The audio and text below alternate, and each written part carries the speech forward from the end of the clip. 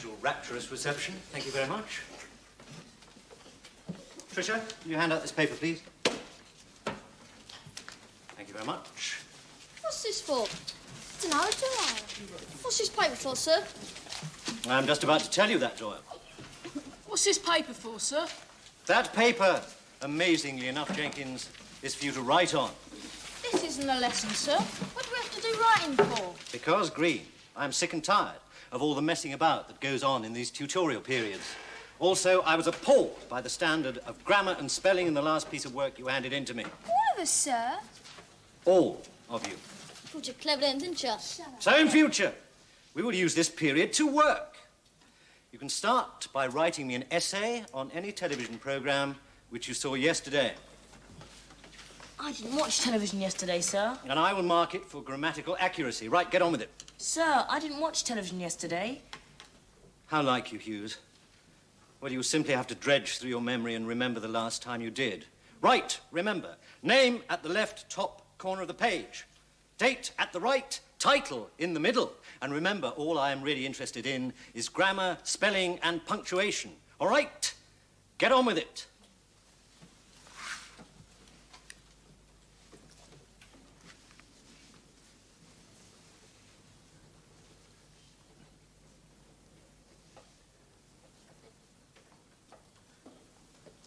Where is Shaw? He's not here, sir. Yes, even I can see that, Green. But knowing you lot, he just might be hiding in a desk. Does anybody know where he is? He probably overslept again, sir. Isn't there anybody who lives near him who could go round in the morning and knock on his door and make sure he's up? Answer came there none. Tricia, you must live just round the corner. What about you? Can't one of the boys do it, sir? Yes, well, you are the nearest. You live in the next street. Right, then. Thank you very much, Tricia. It's very good of you.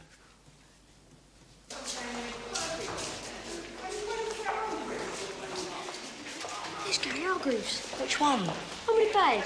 So who's Gary Hargreaves? He's a fourth-year football captain, stupid. Is that all? And he plays for England. I should have got his whistle. I don't think he had a... Hello. Oh, I don't think he had a pen. I saw ya. What's that supposed to mean? Doing yourself, that Gary Hargreaves. Trust you, Doyle. He's my brother, stupid.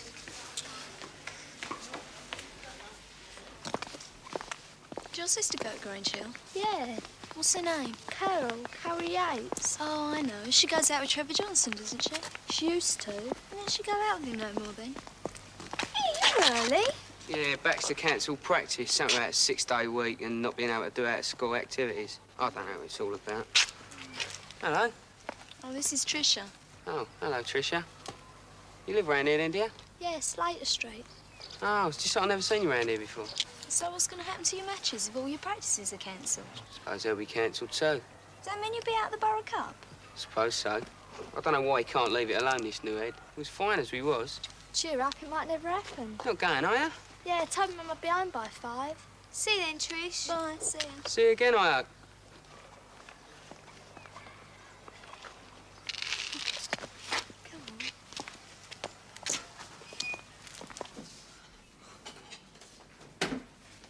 Honestly, Tricia, you get earlier and earlier. What's the hurry? School doesn't start till 9 o'clock, you know. I know, but I got a call for Simon. Oh, yes. Shut up, Carol. It's not like that. Mr. Mitchell said I had to. Mr. Mitchell said you had to.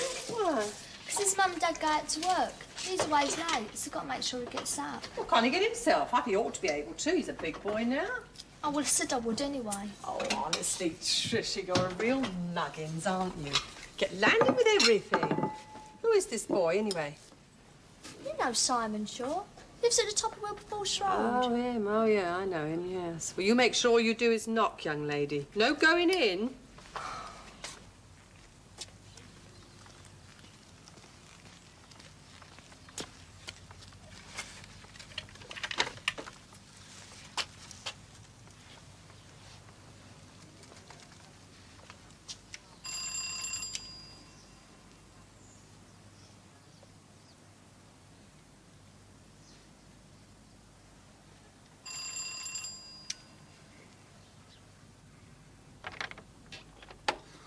hi, it's you. Didn't think you'd come. Well, I did. Yes, well, I'd better go and get dressed. Coming in? Nah, I'll wait here. Okay, I won't be a sec.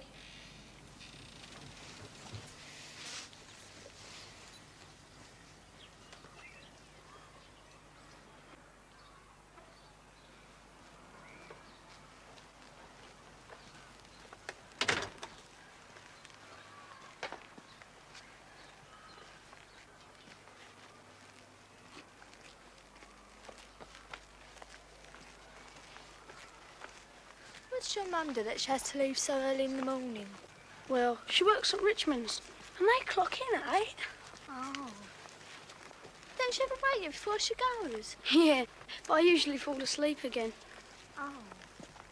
14 I've got. How could you get 14 out of 10? I did. Didn't I, sir?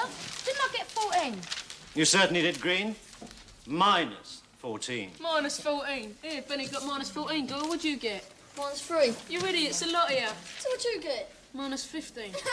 All right. This is nothing to be proud of. You will all have noticed, if you've bothered to look, that nobody, I repeat, nobody got fewer than 10 mistakes. That is dreadful. You will all now, please, write out your spelling mistakes 5 times.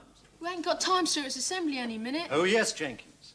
You do have time to correct your spelling mistakes, unless, of course, you would prefer to come back after school and do it then. Where have you two been? Don't relate, sir. Oh, thank you for that at least, Tricia. But the idea of you going to collect Shaw was to enable him to be punctual, not that you should be late as well. It was my fault, sir. I wasn't ready when she called for me.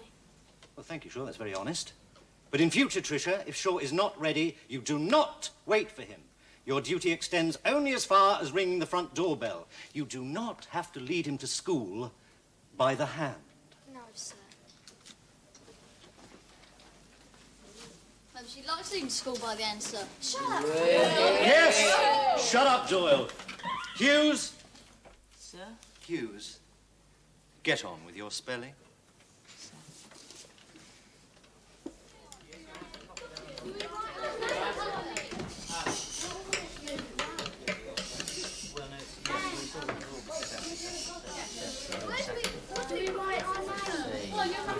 He never.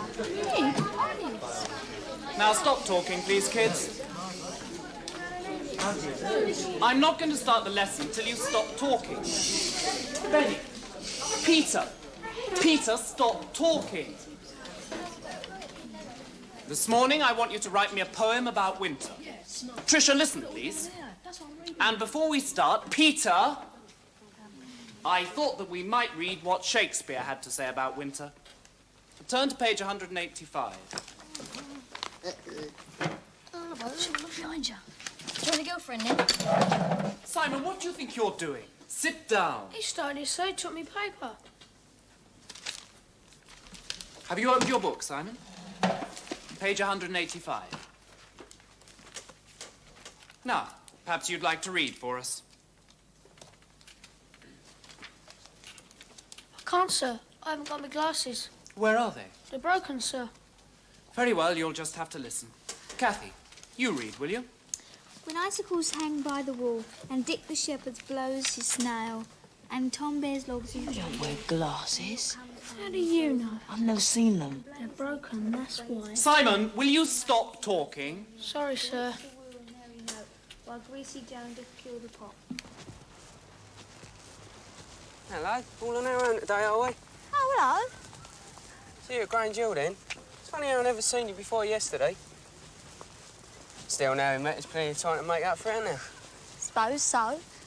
Hey, you going to this new pop club on Friday? What pop club? Ain't you heard about it? Nah. New pop club on Friday. New head's idea in M4 classroom. Oh.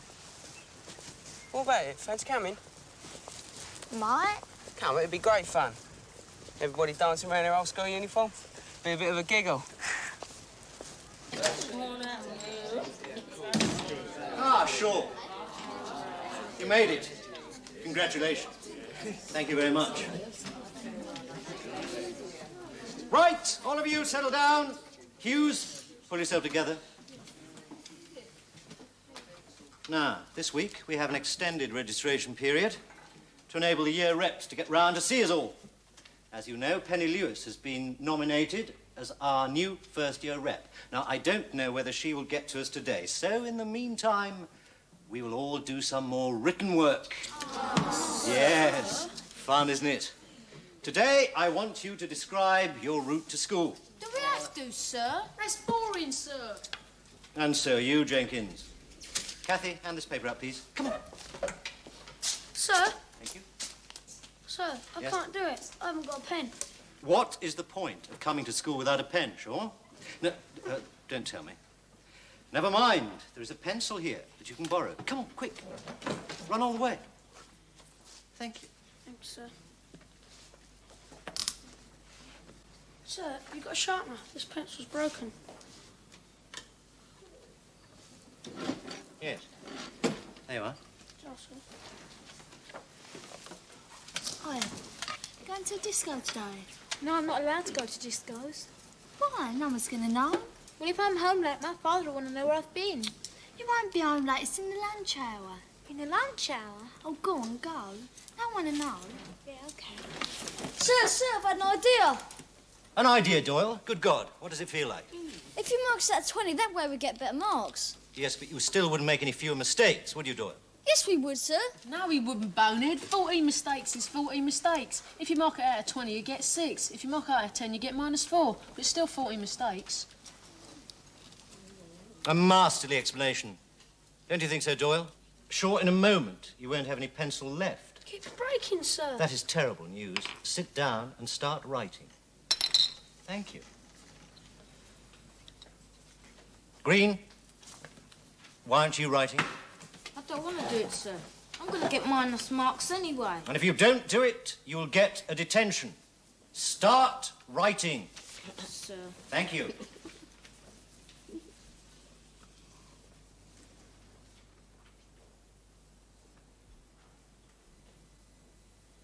It says here, got the worms again, it says here.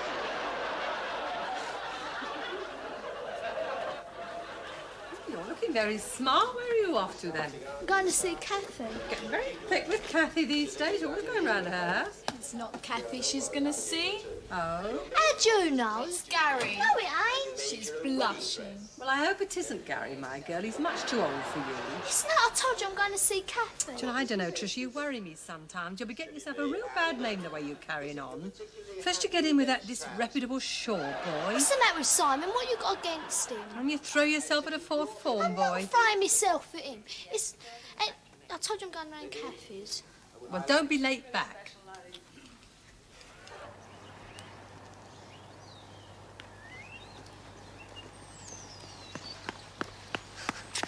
Sorry I'm late. My mum started crying about me going out. That's all right, disco isn't on anyway tonight. So what do you want to do? There's no film on down the Odeon. All right, then.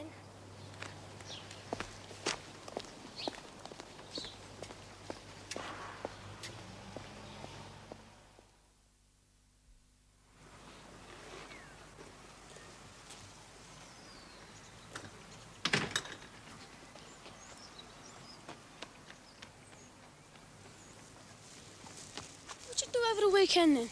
Went to see that new movie. You know, Obsession. I thought that was a double A. It is, but I went with a friend. A fella? Do you like older fellas, then? Depends on who they are. Who was it? Nosy, aren't you? All right, then. Don't tell me. Gary Hargreaves, actually. Oh. What was the film like, anyway? Brilliant. Well, all I can suggest, Mr. Baxter, is that you switch your practices over to the 6-day timetable. Well, I can't do that. Look, for years I've drummed it into them that each year has a training session on the same night every week. Now, that way they remember it. It's the basis for all my arrangements. We change over to that 6-day system, training will be on a different night every week, and they'll never remember that. Well, I'm afraid there's nothing more I can suggest, Mr. Baxter. Right. Then I'm going to cancel all training and all matches till you've sorted this out.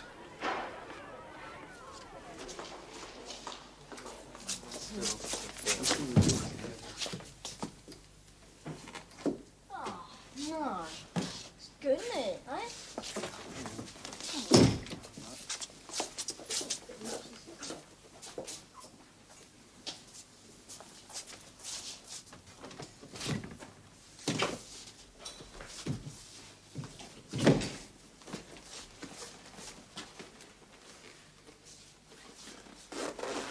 think you're doing? Getting changed. Practice is cancelled, Dumbo. Says so. There's a notice on the door. What's the matter? Can't you read? Oh, I didn't see it. I was in a hurry. Well, you'd better start looking where you're going, hadn't you? Just like you better start getting yourself up of a morning. What's that supposed to mean? You know, you don't think Tricia likes calling for you of a morning, do you? Oh, yeah. She told Because me... she don't, and she ain't going to do it no more neither. So just start getting yourself ready for school in the morning. Did she say that? She didn't want to call for me in the morning? Of course she said it. She told me to tell you. And what you staring at, big ears? Nothing. Right, we'll shove off then. There's no practice tonight. Or you another one who can't read. All right, I'm going. So don't go giving Tricia any more bother. Otherwise you'll have to reckon it with me, all right?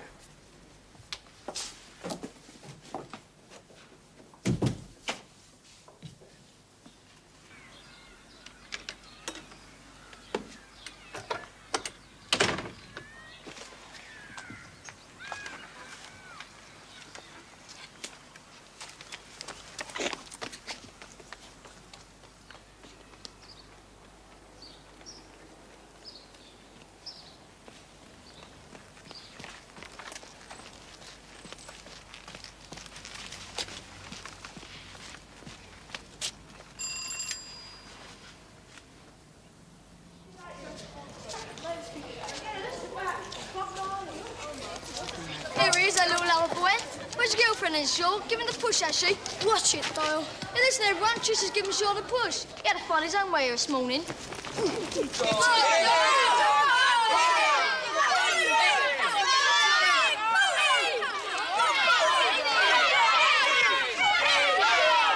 All right, that is enough.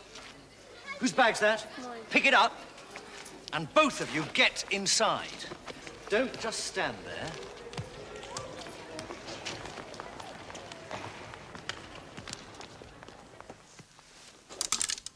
Simon!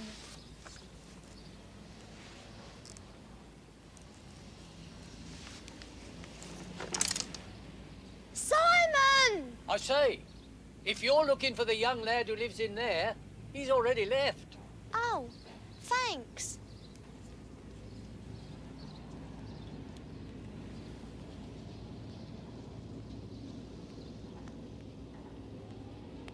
Right, settle down. Well, the day hasn't started very well. Let us hope it will improve as it goes on. Jenkins, sit down. Green, what are you doing? I wasn't doing anything, sir. That figures. Don't make me just come a few minutes late, will you? Tricia, that is no way to enter a classroom. I know, 'cause I've been standing outside his house, shouting up at his window for about 5 minutes. Didn't even know he'd gone. Yes, all right, Tricia. Well, we'll sort that out in a moment. But what do you say when you come in late for morning registration? Sorry I'm late, sir. Good heavens, you remembered. Go and sit down.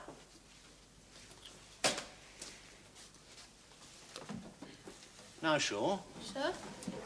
what's all this about you not waiting for Tricia? I'd have thought after all the trouble she's taken, collecting you every morning, the least you could have done was to leave her a note saying that you had gone on. Shaw? All right. If you want to play games, perhaps a second detention will loosen your tongue for you. As for the rest of you, I do not want to hear a single word out of you until the bell goes for assembly.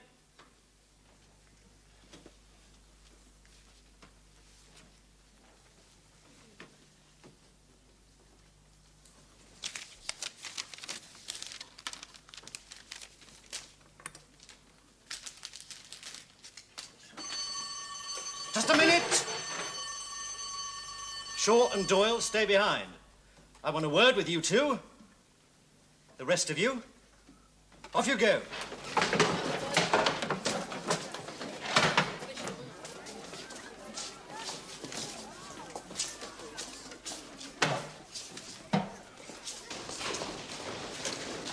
Hey, Lexi. What about the girls? Shut up, you idiot. But they're in there somewhere. Yeah, and if we say we've been in there too, we'll be in real trouble. So shut up.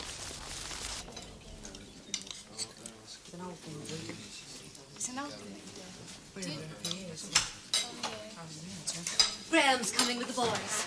Well, that's a relief. Only the boys? That's all. You're sure he said they were going to the side field? Yes, where the barrow is. Well, they're not there now. I looked at the field at the back as well. Well, there must be somewhere. I mean, it's not like Penny and Suze to go off without telling anybody. Well, we have to do something. That puma could be anywhere. Well, I'll go and speak to the warden. He'll know what to do. The Wanderer's return. You were told specifically to stay with Mr. Sutcliffe. Are you determined to behave like idiots? Get some tea while there's some going.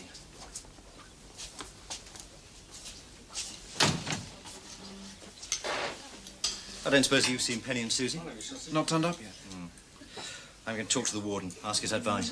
Shouldn't we give them another 10 minutes? No, I don't think so. I'm going to talk to him. I told you to keep your mouth shut.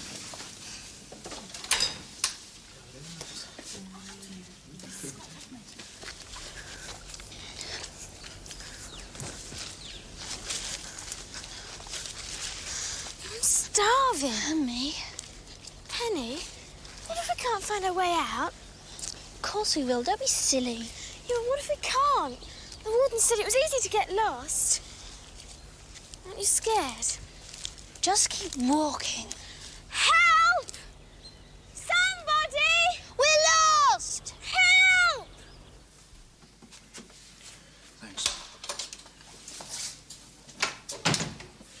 Well, what did he say? He's phoned the police and they're on the way. They're going to organise a search party. Good. And he sent one of his assistants to tell the men after the puma that there might be 2 girls in the forest. Well, they're not going to mistake 2 girls for a puma, are they? I don't know, and I don't know why he let them go off on their own in the first place. I let them go because they're pretty sensible. That's Nobody why. of that age is totally sensible.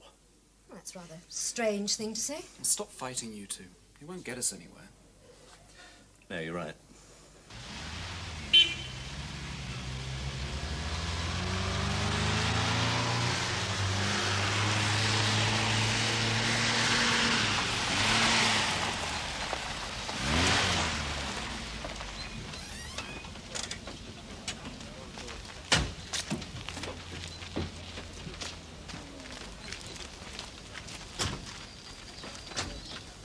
Oh, Mr. Mitchell, this is Inspector Seaton. He wants some details from you. How do you do? Now, Mr. Mitchell, first question is, any idea where these girls went?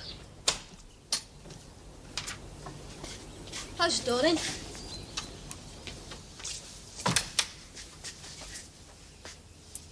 Now, listen, if we tell them we've been in the forest and seen the girls, we'll be in a lot of trouble. So it's just best we keep our mouth shut. No, we've got to tell them. We have to. Look, they're going to be back in a little while. How do you know that? Because they will. The forest ain't that big. That's not what Sutcliffe said. I know what I saw. Well, I'm telling you, they'll be back. And when they are, there'll be no trouble.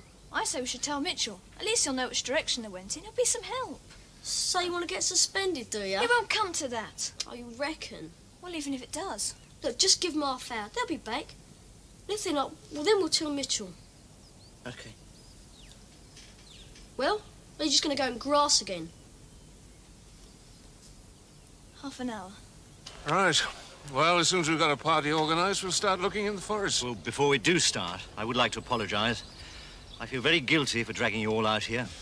Well, let's just hope we find them before dark.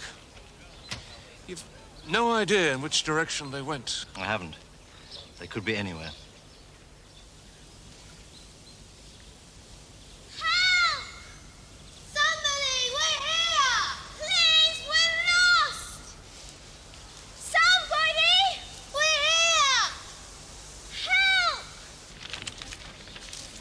Right, can the group leaders come round, please? If you bring your maps, we'll section off the search areas.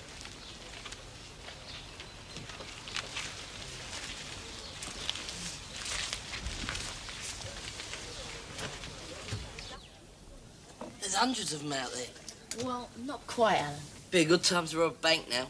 There'll be no police about. Listen to him, Mr. Big. Yeah, he's that as well. Well, time's up. What are we going to do? We're going to do nothing. Well, you might not be, but I'm going to see Mitch. Well, wait a minute.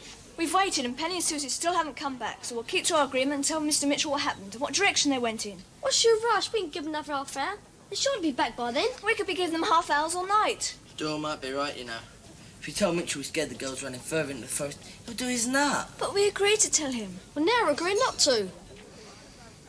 Is that what you think? Well, I don't want to get suspended. It's only Doyle reckons we'll get suspended. I don't think we will. I don't know what all the fuss is about. Or we can tell Mitchell the girls are in the forest.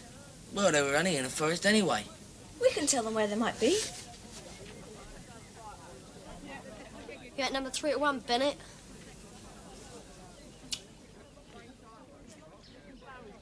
Hello? Somebody! Save your breath. If there was anybody around, they would have heard us by now. Well, there must be people out looking for us. Maybe nobody's missed us yet. They must have. Hey, wait a minute. What? This is it. What? We passed this way when we came into the forest. This is the hill we ran down, and these are the lovely trees. Yes, that's right. So, if we go to the top of the hill, the forest will end. And that's where the field is with the horse. Yes. Well, what are we waiting for?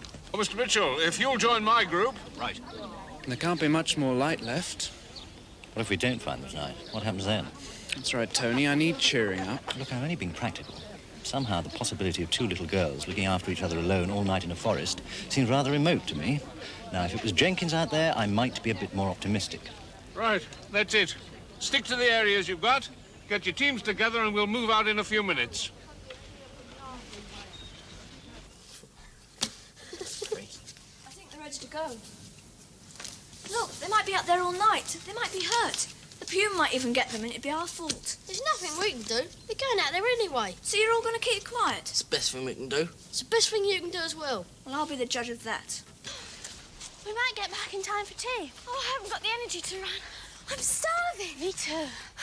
They're probably tucking into chicken sandwiches right now. Chicken? Ugh. No? Ham then. That's better. Mustard. And pickles. And crisps. And olives. Olives? Don't you like them? Well, no, but I don't eat anything right now. And chips. Masses and masses of chips. Food!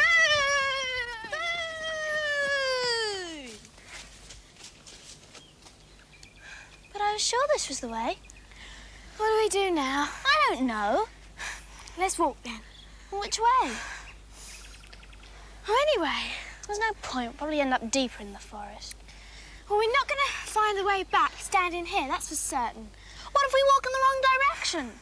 Get up miles away from the centre and it'll be dark soon and we'll never find our way back in the dark. I'm going to walk.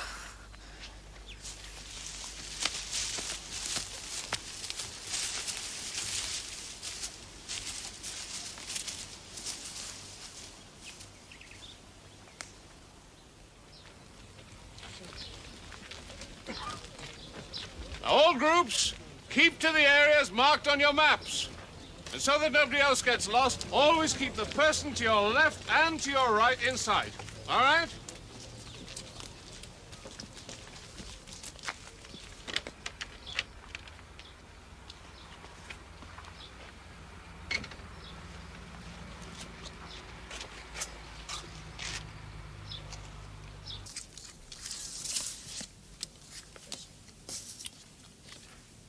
See, where's Bennett? Gone to the toilet. Been gone a fair time, hasn't he? Don't know, I've not been timing him. Yeah, or maybe he's got to see Mitchell. If he has, maybe it's for the best anyway. I'm going to go and see.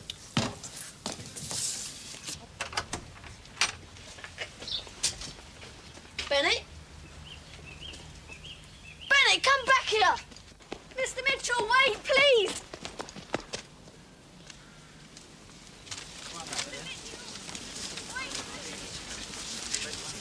Mr. Mitchell, wait, please! We'll catch you up later. All right.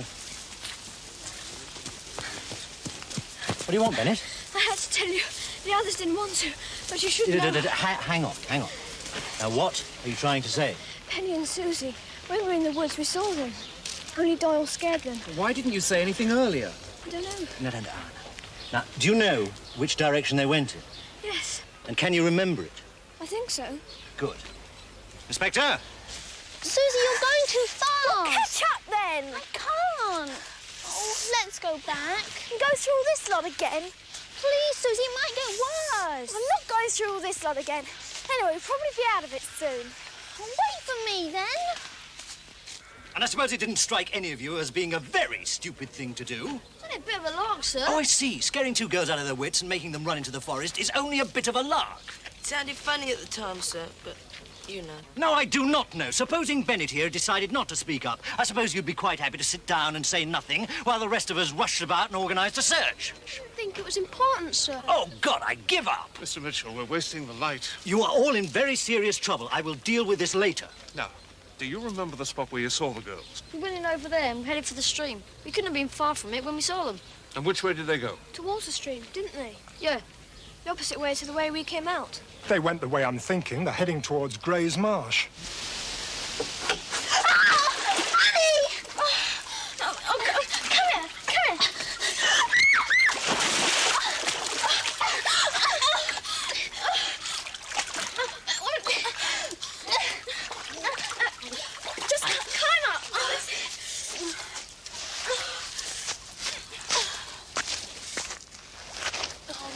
Listen to you. Hold my hand. Can't reach it. Yes, you can. Come on. There's a girl. Pull yourself up. Oh, shut up, will you? So, this is where you were then? Yeah, we like there. And the two girls? Over there. Which direction did they run? That way, wasn't it? Yeah, that's right. Right.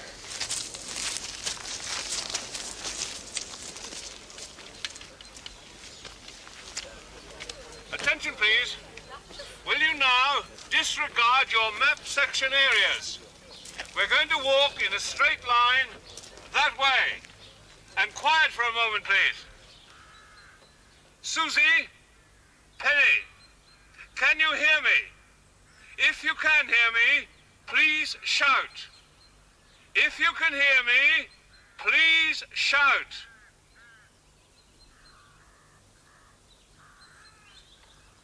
All right. Switch on your torches. We'll start walking.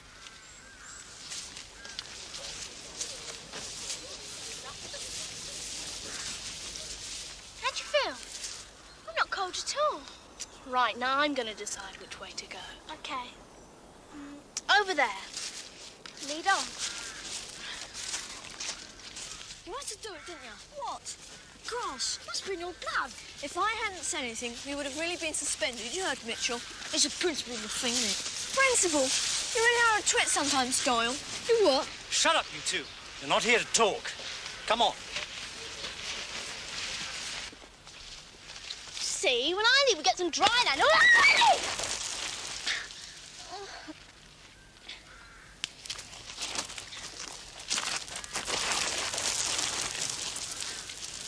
It's my foot. Let me have a look. No, don't touch it. Well, can you walk?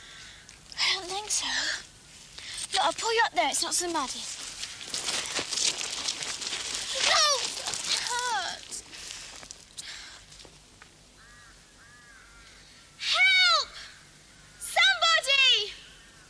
Please! Help us!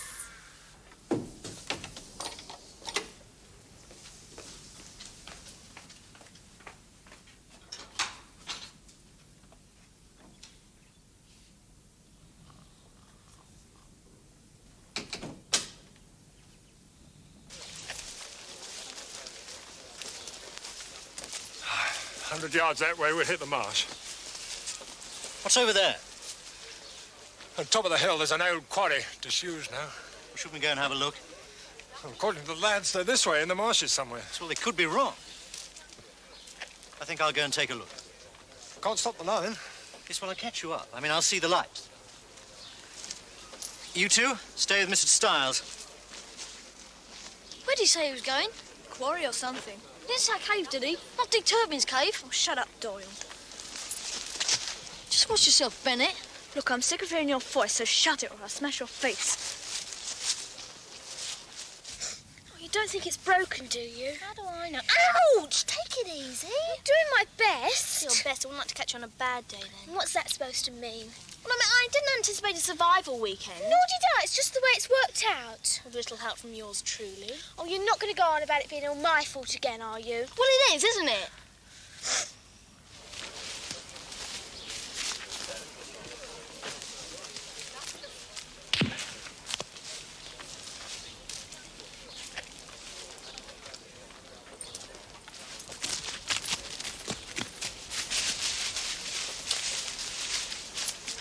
What happened? We've got the puma. It's been tranquilized. Thank God for that. What do you think it was? It sounded like a gun to me. And me? I'm going to go and have a look. You're not leaving me. I'm only going up there. No luck in the quarry, then? I didn't get there. What? Well, I heard the shot and I came straight back. I'm sure they'd have heard us if we were in there.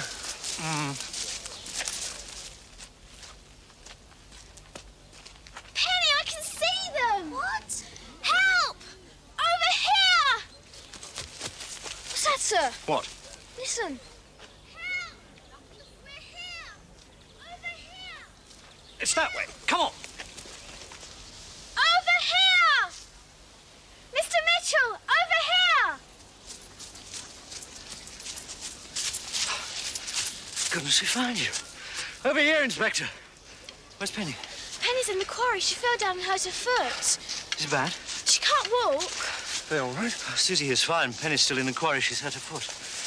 You've got a lot of explaining to do when we get back to the centre, young lady. Yes, sir.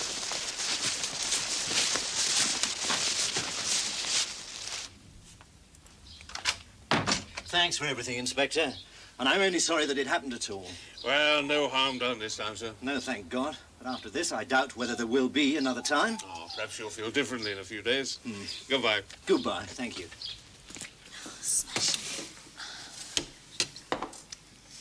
Thank you, miss. That'll warm you up. And the doctor will be here soon to have a look at your foot. Oh, it's not so bad now, miss. Well, best let the doctor see. Then you can have a bath.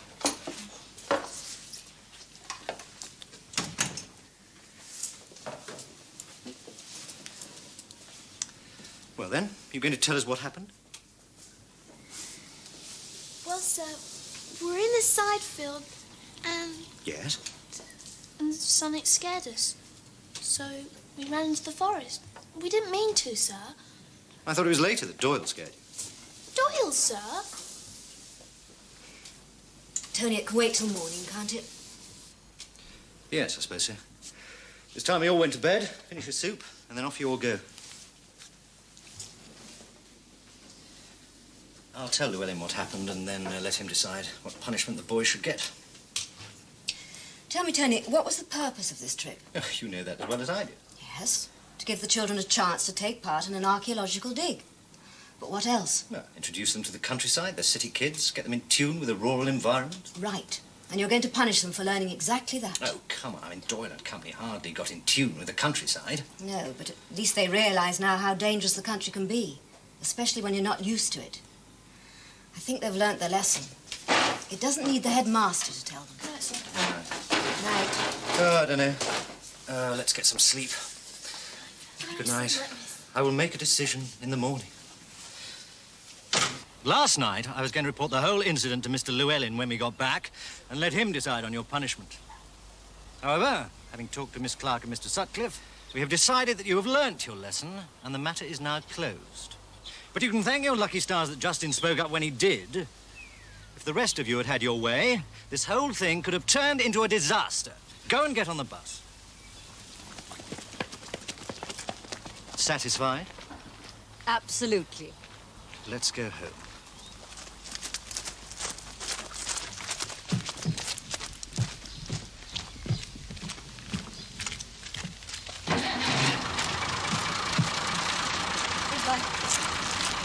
Goodbye, and thank you for everything.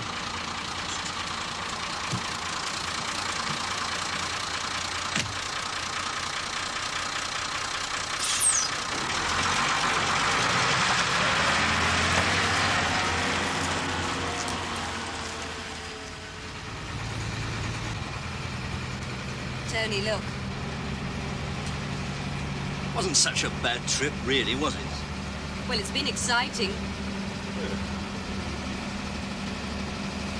Not a bad trip at all.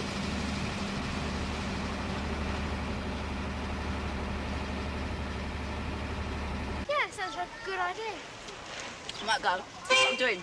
Gotcha. All right. Here. Where'd you get this? Well, don't give it to me. Yeah, good, isn't it? Yeah.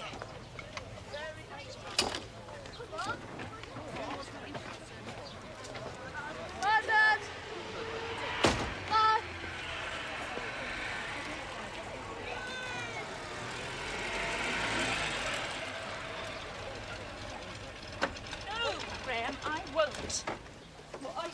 would. Well, you should have asked me first. Good Mooney. And Sutcliffe. Before you volunteered to organise this tuck shop I of yours. didn't volunteer. It was dumped on me by Llewellyn.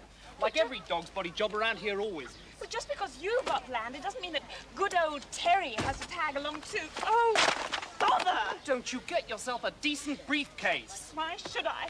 These are my books, those are yours. Look, Terry. Morning, sir. Morning, Tricia. Kathy. Hey! Whoa! Andrea!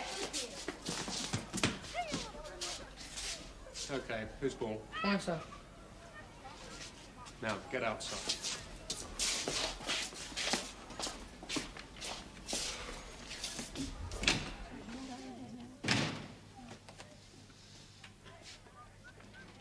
What's this? 6 people? Is this some kind of joke?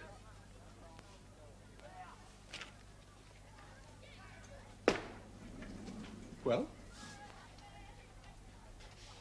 I just thought word would get around. I don't think many people know about the meeting. Yes, well, I'm not stupid, Susie. I can see that by the way the room isn't exactly bursting at the seams. Well, you spent enough time chasing me up about the whole thing. What about the rest of the school? I thought Mickey Dore was going to do it, sir, on the council and get the year up to tell everyone. Oh, he's useless. Yes, it appears he isn't the only one.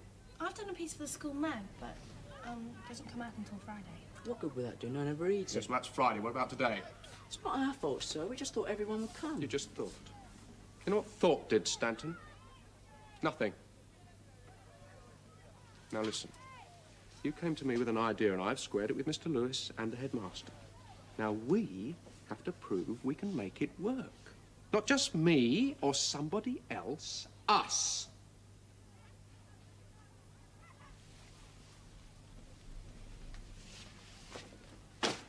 Right. We'll have another meeting next week, and this time make sure word gets round. If it doesn't, just forget the whole idea. I've got other things to waste my time on, okay? I don't think there's any need for that. We should have tried a bit harder. It's not our fault no one came. What did happen to Mickey Doyle? It's exactly what I'd like to know.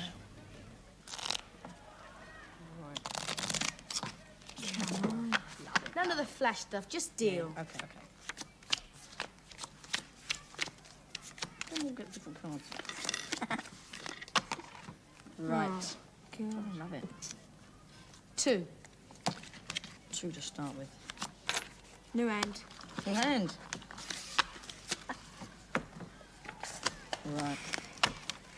1 more. Sorry. Dealer will take 1. Oh.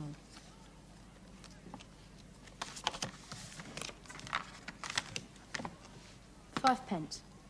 I'm out. Right. Up 10. Yours and up 5. See ya. 3 jacks. Look out, chaps! Here comes Goody Two-Shoes and a trusty psychic, Bootlicker! You're not supposed to be playing cards in here.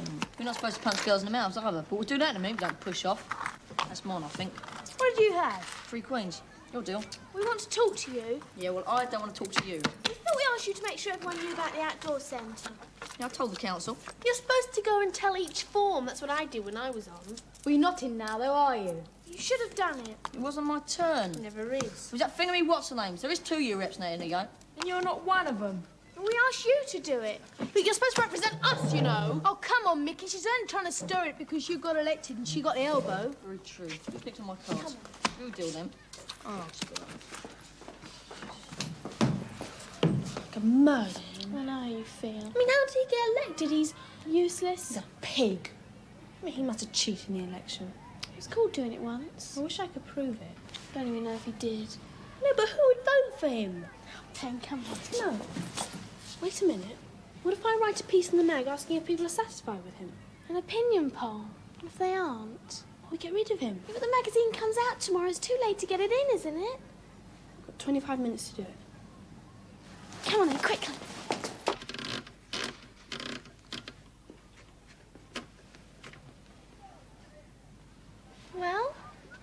don't know how to begin.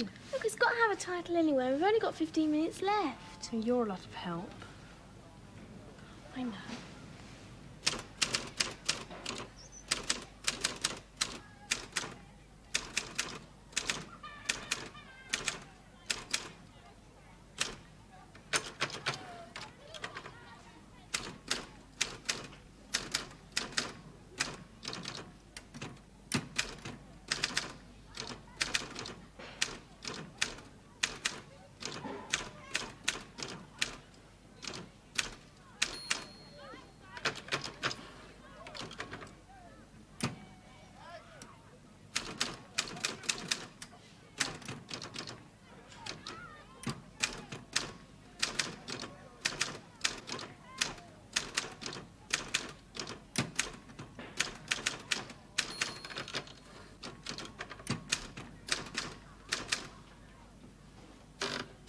Like it so far?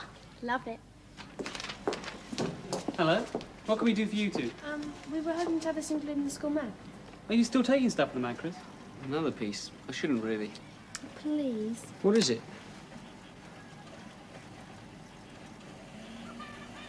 You serious? Doyle. Is he that slimy little blonde-haired bloke? That's him. I shouldn't really. Oh, please, Chris, it is important. There wasn't much time to change it. Okay. Oh, thanks. What about Curtis approving it? You're joking. He'd never approve that. Have to give me a hand to print it, though. Yeah, sure. If you get that pile of paper and bring it over. What shall I do? Give me a hand with this. I like talking about the outdoor centre idea. It should whip up quite a bit of interest. I hope so. If that doesn't, this will. There you go. You can't do that. You said yours can jump over anything. Yeah, two along, one across. Yeah, mine's an Arabian Charger, though, isn't he? He can jump over anything. Are you going to play properly or not? Come on, let's play drafts. This takes ages. But Doug, can we speak to you? I'm playing chess, and I. No. Do you want to go, Justin? I thought you were teaching me. Don't believe in hopeless cases, do I? Hey, what's that? What do you think of the idea about an outdoor centre attached to the school? What for? So we go on trips, spend weekends there, that sort of thing. What? Would it cost us anything? I don't know, maybe. Well, if it does, you can count me out. Why? I just got me dad to pay for me footy boots. What about you, Husey? Yeah, I've just been reading about it in here. And? It seems like a good idea, but I don't know. You don't know what? Whether it is a good idea. But you said it just sounded like one. Well, that doesn't mean it is, does it? I'll wait and see till tomorrow. See what? All right. Whether it is a good idea, Come on, give up. No. Give up.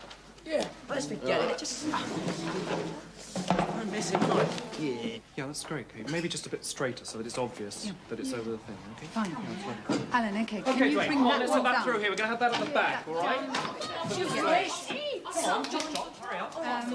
Yeah. Douglas, you helping us or aren't you? I shall try and offer you one side. Come on, why don't you flip it? Come on. Okay, straight. Bring that. I don't know yet. Straight in front of you. Sorry. Yeah, wait a minute. That's it, lovely. Come We'll on, have put a it gap down. there, all right? Karen, Tracy, Come on. You said something, Alan. Yes, that's lovely. Right, we've done that. That's it, straight up with this. Otherwise, the things would have come Lovely. out, wouldn't they? That's fine. Yes. Now, are we going to have a gap there or aren't we? We're not, very good. We're having a gap. Come Come on. Fine. It's not my fault. I'm Well, going to sweets. Anyway. Go and get your cake. No, sorry, we're not open yet. Come on, away. So, what In a about the minute, money? right? What about the Fine. money, sir? Money from the secretary's office. Yeah. Good lad, good lad. Hurry up. Okay, let's get this lot set up. It's going to roll away. Yeah, hold it. It's going to roll away. Good. Count that out. Yeah, Dwayne. okay. Right. Yeah, Lovely. how much money is this, sir? I don't know. Count it out. See. Let's have your cakes up here. Yeah? Oh, wait. Or not? No? Up to you. All right. Just put back there for reserves. That's it. Dwayne, where do we want the magazines? At the end there, sir. Let's say in the end. Lovely. Smash it. Oh, Jesus.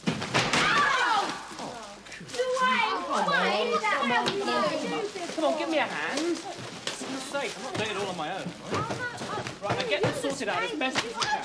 Right, magazines here. All right, Doug, just stop complaining. Just set them up. I thought Terry would be here to help you, actually. Oh. Like that, is it? I don't suppose you feel like staying. Give me a hand, do you? Oh, you suppose. Right, I've done my bit. Oh, thanks a million. All right, come on in now. Let's have a queue. 2 at a time, please. Orderly queue. Thank you. 2. Apple fruit. What is it? Spangle! 8 pence apple fruit. They're 10. They're 10. Oi, they're 10. Oh, they're 10. You don't get anything to read. Don't take them out. You can have the spangle on. Come on, give us the money. Just ask about your friend Dolly. What about? What about on the sea, page 18?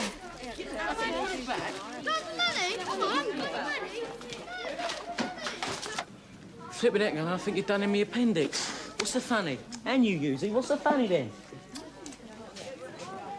Mate, Alan, you're a nut job. You've only had 4 moves. I like it. It's balls, mate, isn't it? I'm gonna beat you. No, you're not. I'm going down to see what new tuck shop's like. Anyone come? Yeah, come on. I thought you had a busted appendix. I would. Anyone else have been in hospital by now. Watch it, will you? Yeah, what's his busted appendix? Hey, Mick, you seen this? Okay, kids, we're closed. Top it. Come on, off. Tomorrow. More tomorrow, all right? Right, Karen Trace, you clear up this stuff. Mike, you take the money back to the secretary's office, all right? Come on, Douglas, you've got some stuff to do. Where's all this swag then, sir? Sold out, I'm afraid, Peter. Couldn't be much of a tax shop then, could it? Sure, you can always buy a school magazine. Well, while you're here, you can help Dwayne and Douglas take these tables back to the dining room, Oh, okay? thank you, sir. Thank you, Peter. I knew you'd be delighted to help. Tuck, I'm going to wait for you here. Who wrote this? Lewis! She's down at the tuck shop. Right. Hey, Lewis, what you write this for? Because I don't like it. Yeah, well, I don't like them, right? There's nothing you can do about it, is there? In there? Leave her alone. What you gonna do? Doily! What you want, fat Leave him alone. Yeah? Yeah. Lewis! Clear off, Doyle. I know the last of this, Lewis. Get out of here. Thanks, Alan. Let me take it. I never did thank you for, well, you know, on that day trip, for not telling anyone, I mean, about, well, you know. Anyway, thanks. Come on, Alan. I'm coming.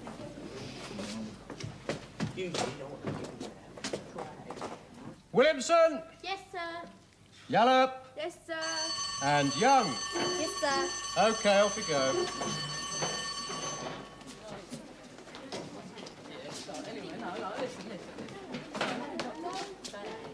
How's the recruitment drive going, Andrew? What's all up to now, sir? Well, you know what that means. You're not trying hard enough. Well, no doubt Penny's article will drum up some reaction. Say that again. Have you had any other ideas? We could always pay him, sir. Go on, clear off. Stop with, sir.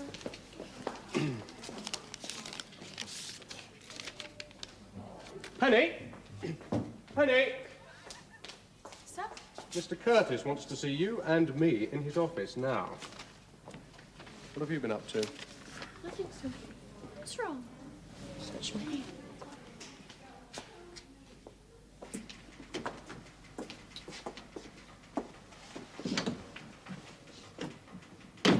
Sorry, Chris. Don't worry.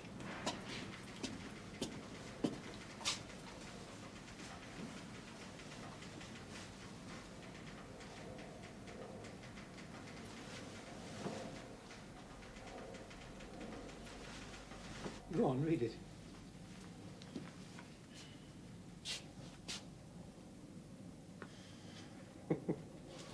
Head and Doyle's father aren't amused. I'm sure they're not. Oh, she doesn't seem to like him much, does she? Why Doyle? I need all the pupils in the school. Why does she have to go and write it about one whose father's on the board of governors and a local councillor? Well, I don't think Penny's too concerned about who his father is. No, but the head is. And you can imagine how he's reacting to the threat of a libel action. Yes, the school can afford to pay the damages. Well, it's not coming out of my salary. You're the one who's supposed to be in charge of the school magazine. Well, it's not coming out of mine either. You know, I got a feeling that this sort of thing was going to happen when I got the job. That's why I made sure that all the material had to be approved before publication. You mean you didn't see this? No, I didn't. And I want to know why. Well, let's find out, shall we? Okay, come in, you three.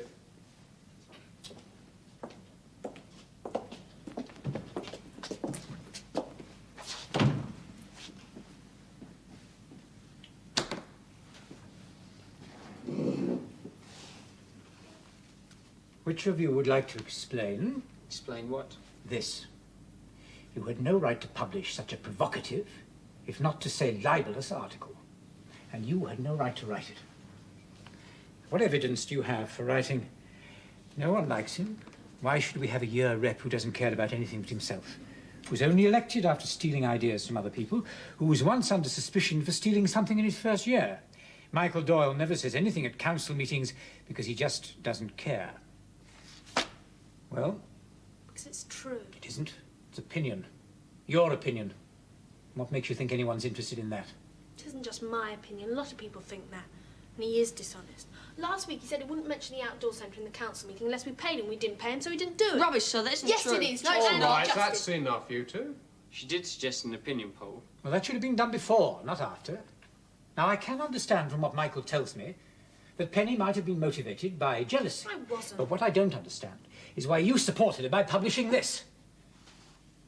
The other day in class, we were talking about politics. Somebody once said, if you don't like being criticised, don't get yourself elected. This isn't criticism. It is a personal attack. Now, Chris, I'm trying to treat you as the responsible, intelligent person I know you are. But this, surely you must realise that it'll be read not only by the whole school, but the staff, the parents. I wish it were. Dukeson. I meant the magazine. Oh, you must appreciate how damaging this could be to Michael and to the school. Now, if you have a genuine grievance, there are established ways and means of dealing with it. Not carrying out a character assassination like this. It was precisely to prevent this kind of stupidity that I asked to see all the copy before publication. Now, why didn't you bring me this as I asked? It's arrived late and there wasn't enough time to show you and get it in the issue. It would have been better if it hadn't been shown at all. Now, you'll both apologise to Michael here, and you will spend the entire afternoon retrieving all the copies of the magazine that you sold at lunchtime. The offending article will be removed, and in its place will be an apology which Penny will write and submit to me. Is that understood? And what about your apology to Doyle? I beg your pardon? I can't apologise. I know it was wrong to write it, but I believe what I said. I see. Well, I was hoping that Michael would accept your apology as sufficient. But if you won't apologise, well, then you, Penny, will not be allowed to contribute to the school magazine for the rest of the year. And you, Chris, will be relieved of your position as editor. So much for democracy and free speech. Dukeson.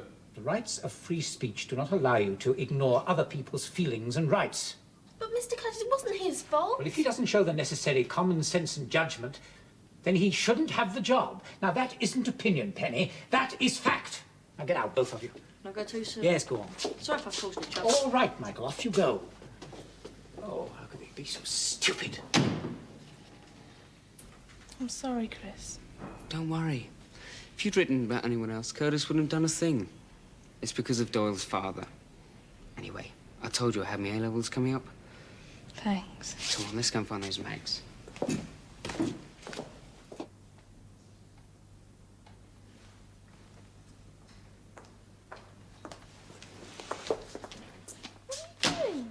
We've got to collect all the copies of the school magazine that was sold at lunchtime.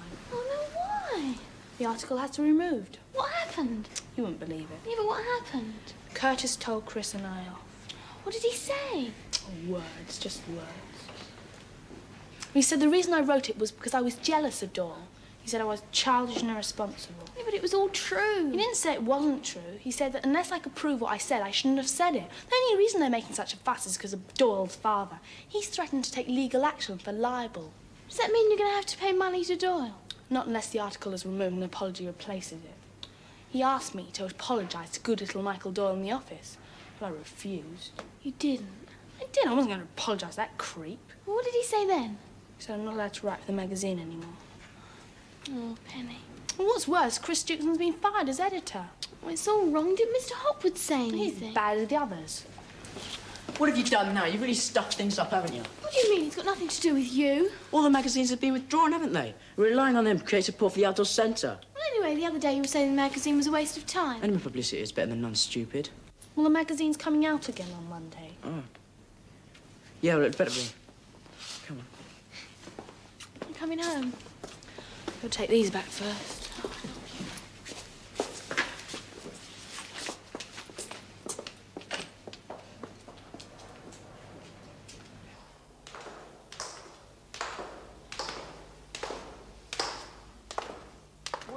isn't Ginger Lewis, crusading reporter. You really shouldn't write nasty things about people. Might get you into a lot of trouble. Shut up, Doyle. Keep out of this, Sue. It's got nothing to do with you. It's between me and her. I'm looking forward to the retraction. Yeah. And another prize-winning article. Hear, hear.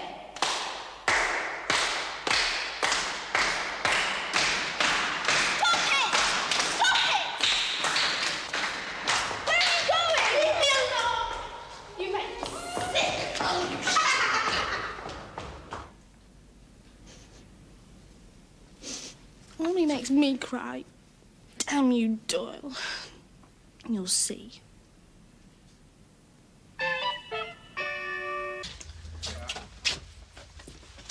All right, stupid. I'll lend you 10p if you give me 11 tomorrow. No way. Here, I want it back tomorrow. Oh, it's hard to wait. Hey, look. Thank you.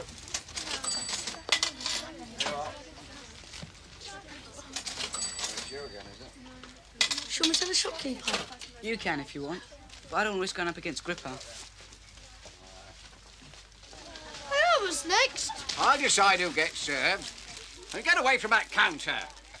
Oh, you put that down. How many times I have to tell you? Put it down.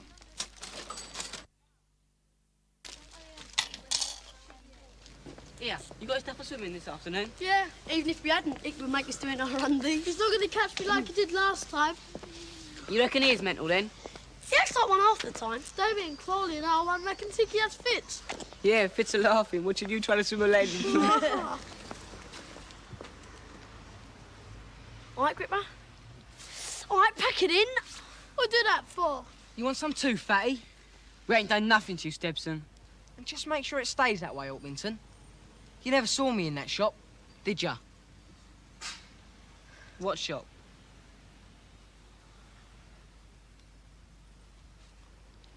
You want to watch your weight, you do. And if anyone's a mental case, it's him. There's three of us. We should have jumped him. Why not? It might be an improvement in your case, Pogo. We want to keep our faces the same shape as they are now.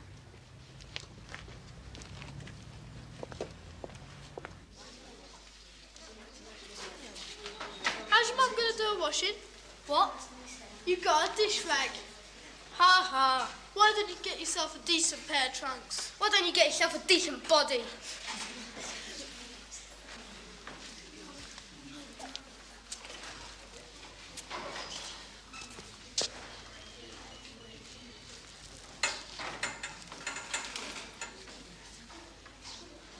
Right. Who hasn't got his kit today, then? I said I didn't want to see these rags again, Marks. I can't afford a new pair, sir.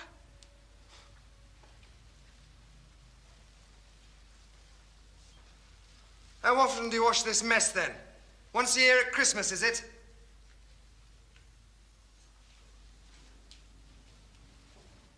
Oh, we've got the pleasure of your company this week, Patterson, have we?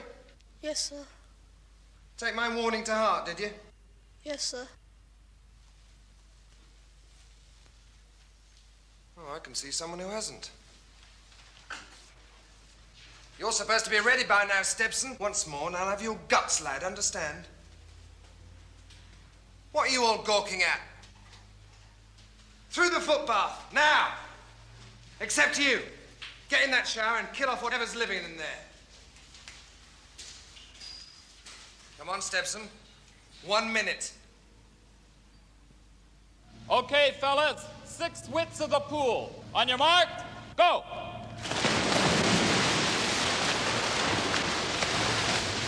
Right, come on. Have you got a board, lad? Wait. Right. Go on. When I say now, I want to see you all do a width of this pool. Got it? Right. Now! Move in. Come on. Okay, take 5 minutes.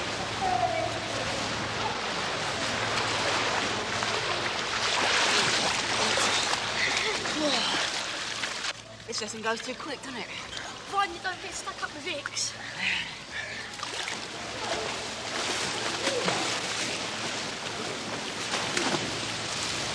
Oh. Let's get him. In here, you're joking. Icky, though, he's not. He won't see us if we're quick. He always does. He's got eyes on his backside, he has. OK, we'll go underwater. He won't see us then. Come on.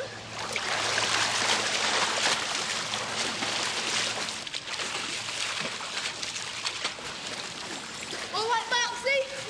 What do you want, Blubberbelly? Mr. Hicks told you not to wear no swimming trunks in here, didn't he?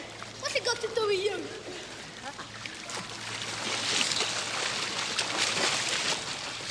Right! That's it! Everybody out! Get dressed!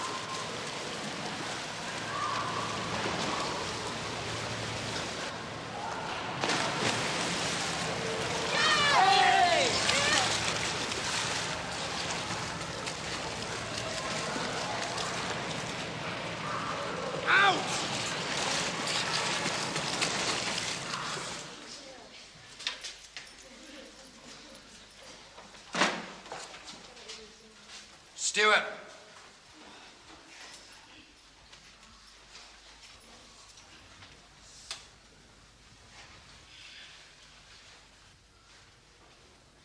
Were you involved out there? Not where, sir? On the moon, Sonny. Where do you think? Well, It was only a laugh, sir. was it? I didn't say anybody laughing, Stewart. What have I said about acting the fool in my lesson? Don't know, sir. Don't treat me like a fool, Stewart. We only pulled his trunks down, sir. And we did say we were sorry. I'm not interested, Orpington.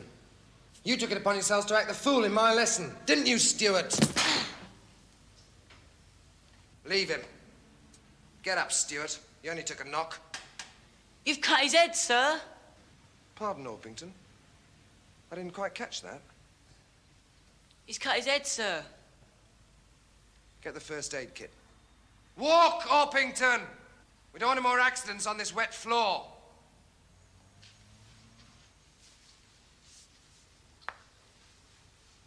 Well, it's only a scratch. Looks worse than it is. Is this yours?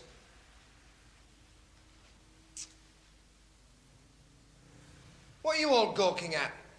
Get yourselves dressed and off home. Move it!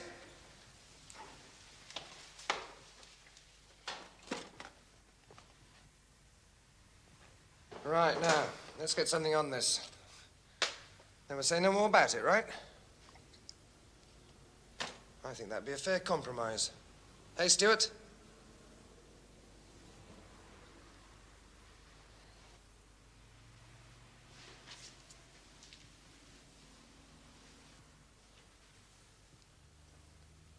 Got it at Christmas. How many games has it got? It's got 6, but you can buy a new cassette for it. Might have said it ruins the TV screen. Nah, of course it don't. You coming, Dwayne? Nah, we're going around Stew Potts to play with his TV game. Oh, you've entered the Silicon Chip page at last, have you, Chris? Yes, miss. What happened to your forehead? I cut it when I dived in it swimming. Perhaps you should have waited till they put some water in.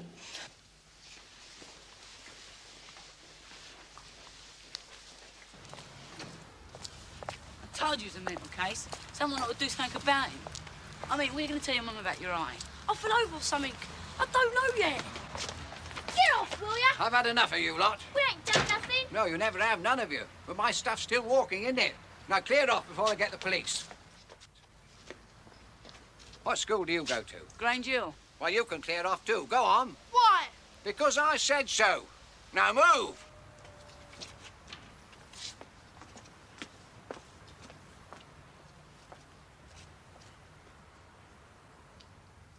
What do you reckon they did that for? He's another mental case. The world's full of them. Stop that. How many times have I told you? What is the point of your father and I trying to keep the garden decent if you trample all over it? I only trod on the grass. Ain't gonna kill it, is it? What's happened to your face? Nothing. Oh, doesn't look like nothing to me. I just slipped. Have you been fighting again? Yeah, we've been fighting, haven't we, Dwayne? Yeah, with some boys from another class. And Christopher was the only one injured? We're better fighters than he is. I think we'd all better go inside and get to the bottom of this. Now. Which brings me to my final point this morning. It seems that we have successfully driven the thieves from within the school, but only to the newsagent in Hayes Green. As a result, the proprietor has placed a ban on all Grange Hill pupils entering his premises. The indications are that these incidents are related to the number of pupils who stay for lunch. As a result, in future, anyone staying for lunch will not be allowed off the premises. Further details can be obtained from your form tutors. Now, finally, will Christopher Stewart, Dwayne Orpington and Douglas Patterson go along to the headmistress's office now? Pogo's not in today, sir. Well, then the two of you go, and the rest off to your next class.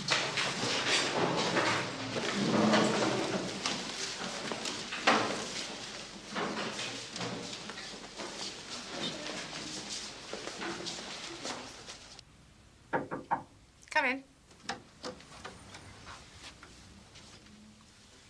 You wanted to see me, Mrs. McCluskey? Yes, do sit down.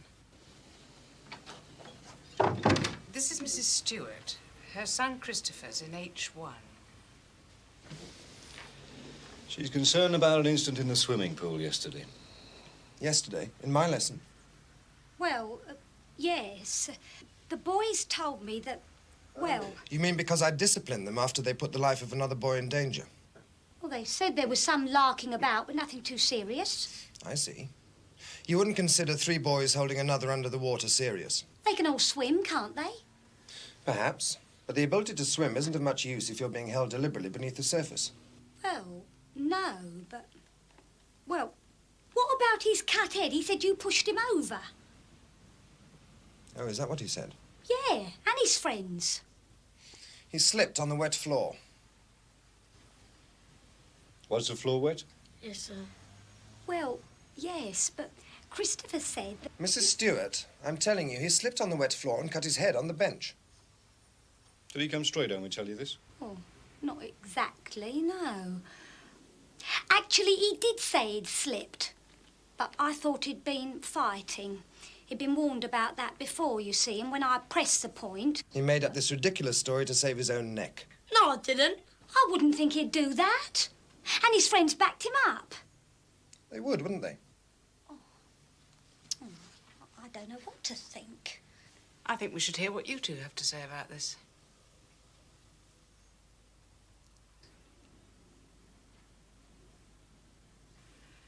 Very well. Return to your form. We'll decide what to do about you later. I can't support you if you won't speak up for yourself.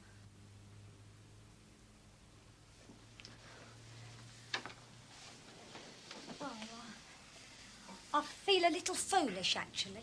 It's quite all right, Mrs. Stewart. Children's accusations against the staff are a fairly frequent event, I'm sorry to say. It's only one of the crosses we have to bear. Well, I'm sorry, but... Well, he did tell me... I hope I haven't created any more trouble. No, it's best these things are out in the open. We'll probably take some disciplinary action against the boys, but I'll keep you fully informed of my decision. Thank you. Oh, I'm sorry. Mum, I'll sort you out tonight. No, I am in it. Right. Well, first the bad news. From now on, I won't be with you in the gym. Yes. I thought some of you might be disappointed. No, from now on, Mr. Hicks will be looking after you. Oh, no. That's all I need. Oh, come on, cheer up. You'll still be having me for games. All right, please yourselves. Right, in the gym in 5 minutes. Stewart!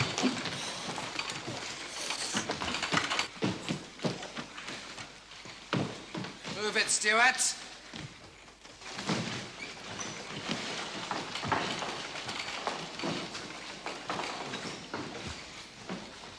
Stewart! Pick those feet up, lad.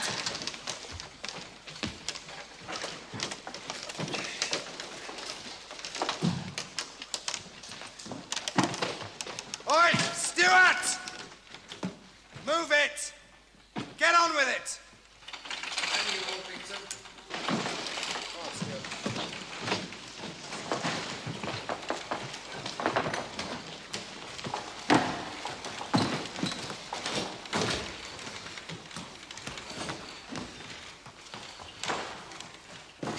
dragging your feet. Another circuit. Get going. Rest of you, press-ups. 8. 9.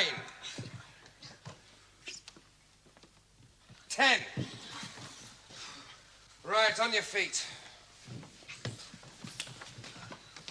Ropes next. Not you, Stuart. Another 10. Come on.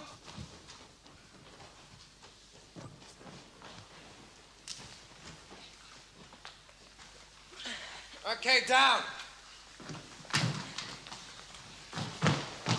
Right, everybody over the horse. Now. Twice more for you, Stuart. It's fun, isn't it?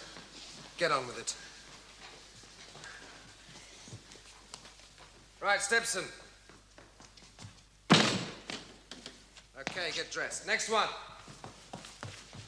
Good one, get dressed. Next. All right, get dressed. Come on, Marks. All right, okay. Good one. Stuart! You're next. Oh, sir, he's whacked. Do you want to take his place, Orpington? No, sir. Then keep that mouth of yours shut. Come on, Stuart, we're waiting for you.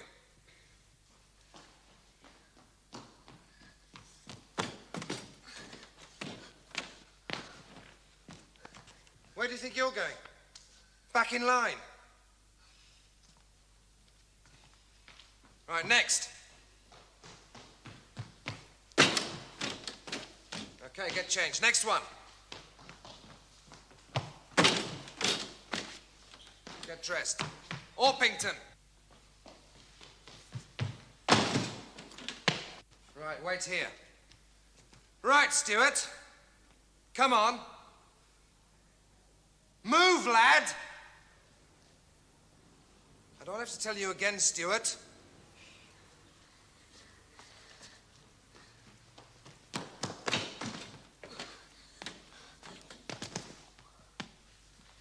Right. A few more sessions will sort you out. Put the equipment away before you get dressed.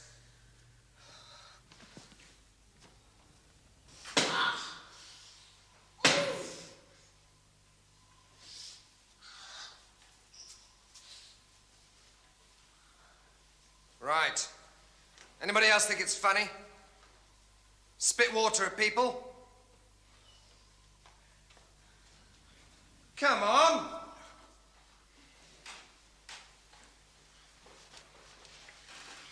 Shower! Well, sir, we're going to be late for our next lesson. Shower! Oh, the water's going to be gone. You'll just have to shiver then, won't you? Move it! Rest of you, hurry up. Oh, writing your own programmes again, Matthew. Best ones, miss. You two look rather serious. Not using Frida to sort out your maths problems? It isn't maths problems we're trying to sort out.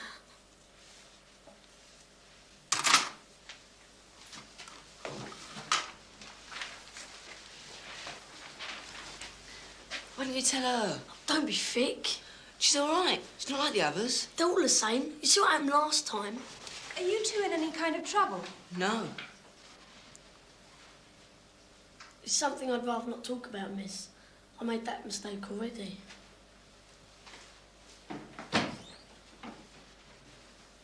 Danny.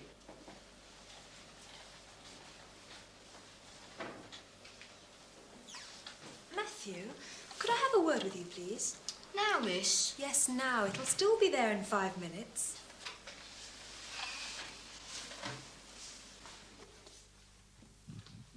I mean, that's it, is it? And you're willing to condemn somebody on the basis of that childish tittle-tattle? You've got a lot to learn. The boys were obviously concerned. Well, so am I. About the reputation and integrity of my department. But it does seem logical. Look, logical, we're not talking about one of your computers, you know. Sports staff are always getting this sort of nonsense. Sport involves discipline, and a lot of people don't like it. This sounds more than simply discipline. He's conducting a vendetta. Oh, come on, that's rubbish. We've had this all out with Mrs. McCluskey. It's over and done with. If Stuart's still sulking because he made a fool of himself and his mother, then that's tough. It's time that kid grew up. Listen, it's time you stopped poking your nose into other people's affairs. And it's about time you took your head out of the sand and saw what's happening right in front of your nose.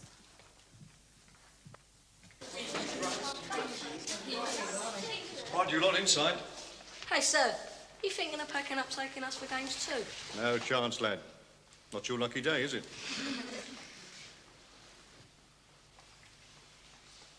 Afternoon. Afternoon. Come along, inside. Come on, you heard Mr. Hicks, inside. Do we have to have him for Jim, sir? Yes, you do. Go on, inside. I know how he feels. What's that supposed to mean? Oh, nothing. Come on, what's going on? He's a ruddy head case. Yeah, sir. Right, you lot. Tom, come on!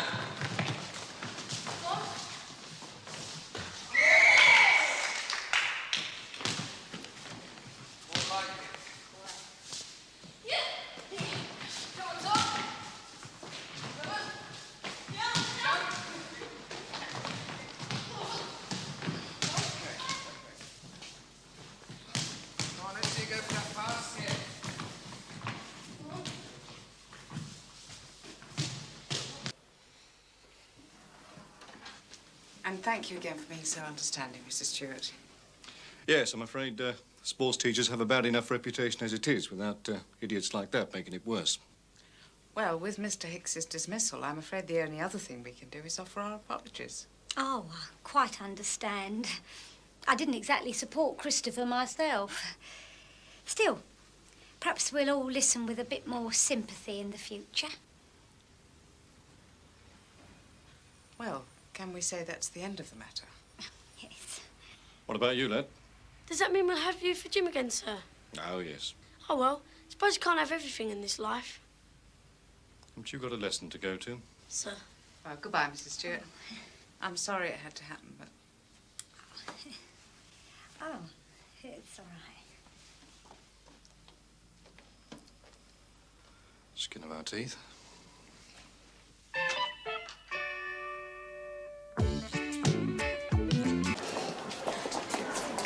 Go on in. How'd you get on last night?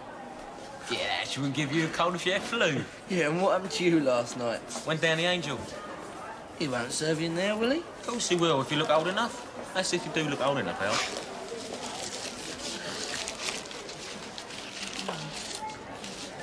Oh, thanks. You wanted me to give up smoking? What's that got to do with it? Please, you help him. We ought to change his name from Gasper to Sucker. And I didn't do is save him dying of cancer. Now watch all his teeth fall out. Yeah, but you ought to watch it, Al, because you'll get fat.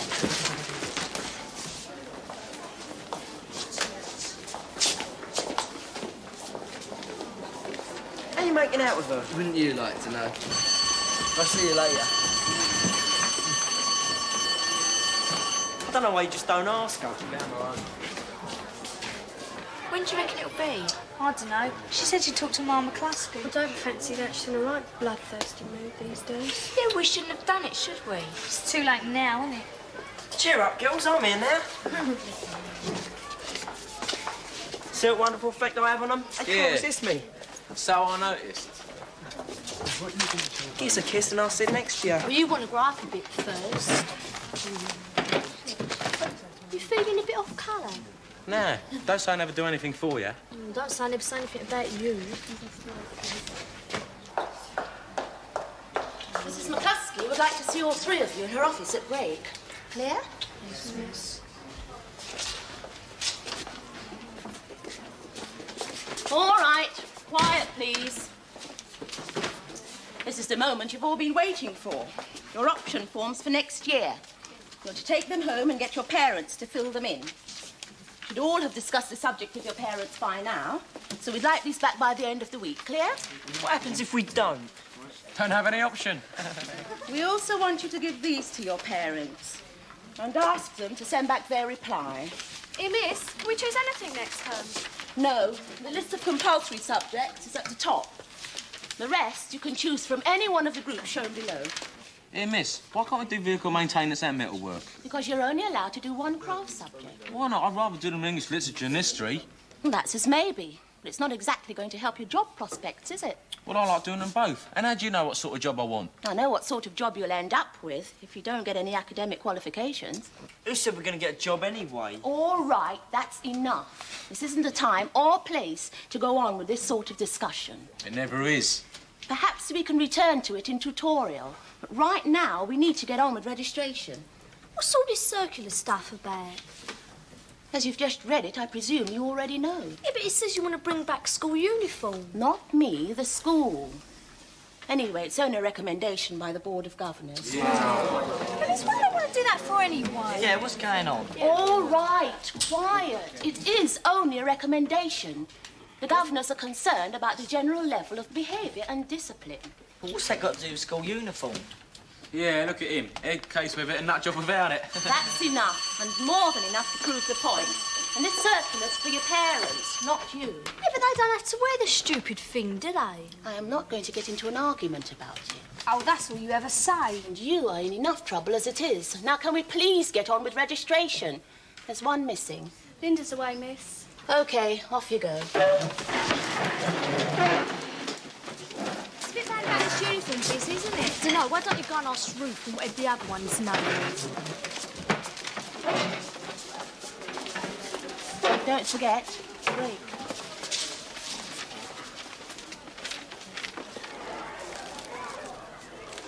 The only problem with bringing sandwiches is I can never wait until lunchtime. Probably why they don't allow us to bring them officially.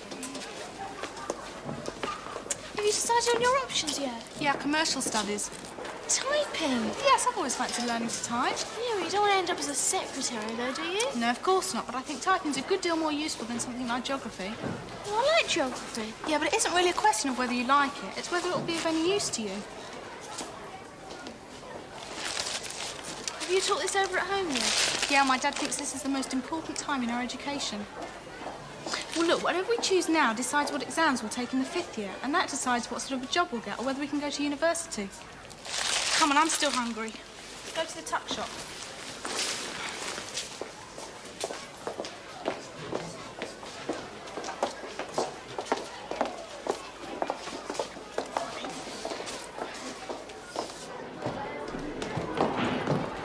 You ready? No.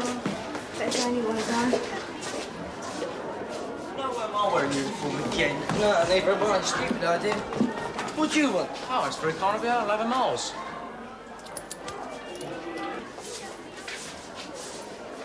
Look, can I have you in an orderly line, please?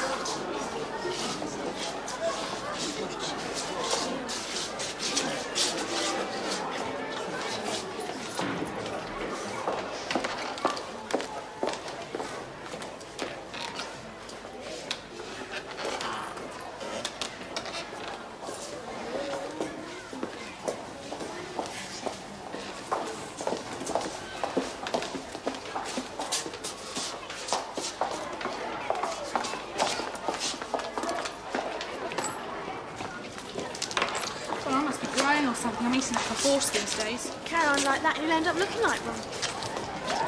Are you really thinking that far ahead? I mean, about universities and jobs? Well, my dad is. You see, he thinks we can get to university on the compulsory subjects, so why can't I learn a useful skill as well? Yeah. Just seems logical to me. I wish my mum would look like that. I mean, she wants me to go to university, but we haven't really talked about it, or the best way to go about it, or anything. We never do. Oh, all right. I've been looking for you. Went for a pee, came back and you're gone. Yeah, went looking for you. And we searched in all the loos. Yeah, well, you found me now. Did you get me with Mars Bar? Yeah. Right. Let's see how many first years we can set in a midget today. Personally, I don't agree with it, but we must follow through a governor's recommendation. Yes? You sent for this, Miss. Did I? Oh, Miss Peterson said you wanted Oh, to... yes. In my office, please.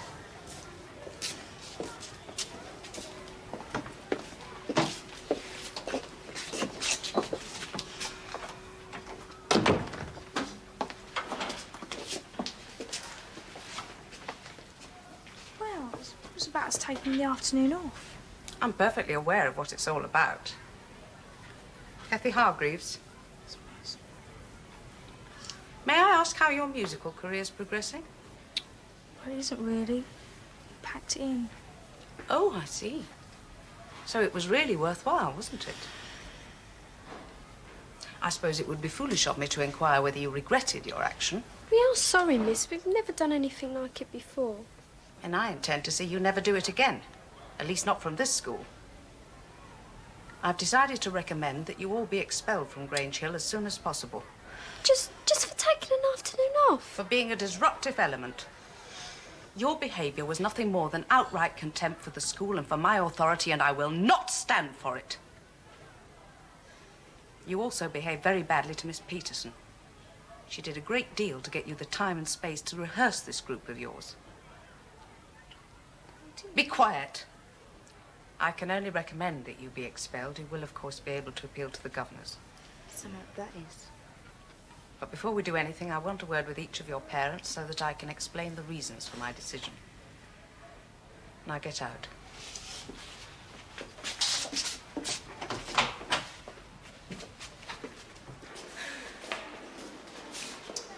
What my mum's going to do when she finds out? Yeah, I do. I know it's like she'll do.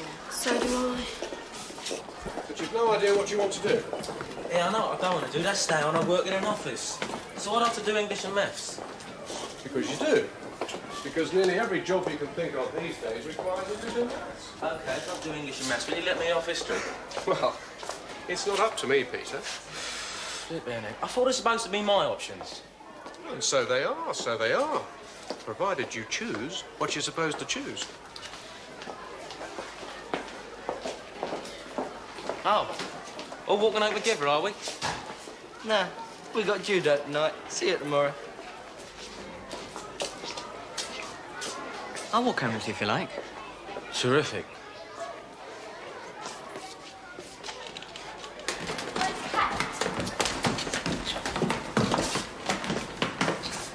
I heard about it. Well, you know.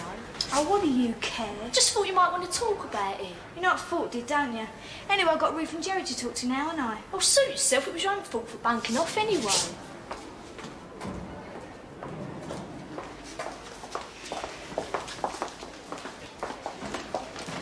Wait, I want to work with you. I've got a good mind to kick you all the way home, you silly little cow. How do you find out? In this place. No wonder you never come home for lunch. Mum is going to go mad when she finds No, out. I'm not expelled yet, you know. No, well, you're as good as you silly little cow. All right, don't keep saying it. Well, we better go and see what Mum thinks about it. Gary, teleports for that.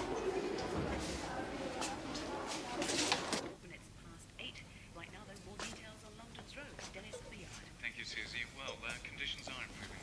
Still going if you're heading into London, particularly from the west and northwest. I can see there's a lot of sense in this uniform idea. Yeah, leave it out, Mum. Does everyone arrive at school looking like a dog's breakfast? Oh, they're your option forms. Your dad said he'd leave them before he went to work. Yeah, don't I get a say in the matter, Mum? I think your dad knows best, Peter. There's still a chance you can make it to university or college if you work hard. University? I don't want to go to university. You'll be having me made a teacher next. It's better than working in a factory all your life, like your dad. Yeah, well, he's doing all right, isn't he? Just about. And who knows how long his job will last.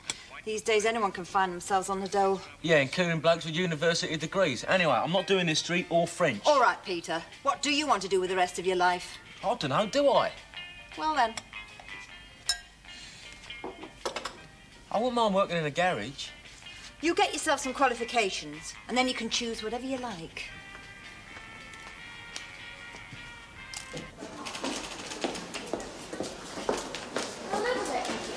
You're beginning to sound just as bad as Mum. No, I'm not. I think you're right. I wish I'd done it. But it doesn't work like that, does it? Well, I don't want to end up flipping typist when you like it, do I? Trish, you're supposed to find Mr. Wonderful. Get married, stay at home, look after the little kids. Well, in that case, I'd rather be a typist. Well, I suppose there's no harm in trying. Well, that's true. But honestly, Trish, I just can't see them letting you do technical drawing. Why not? Because it's impossible. But what makes it impossible?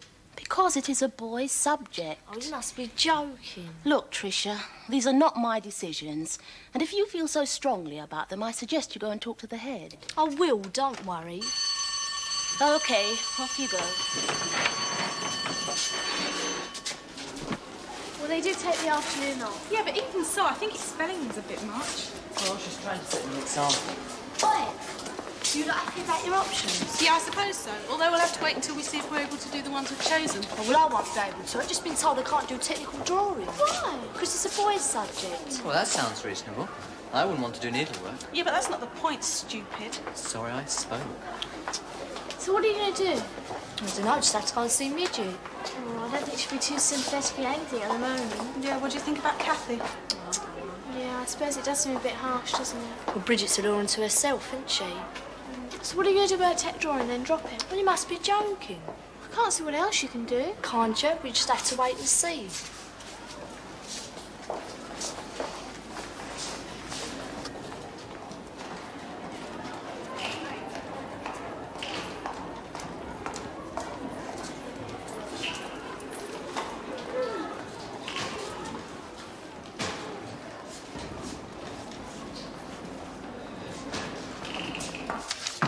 Come in.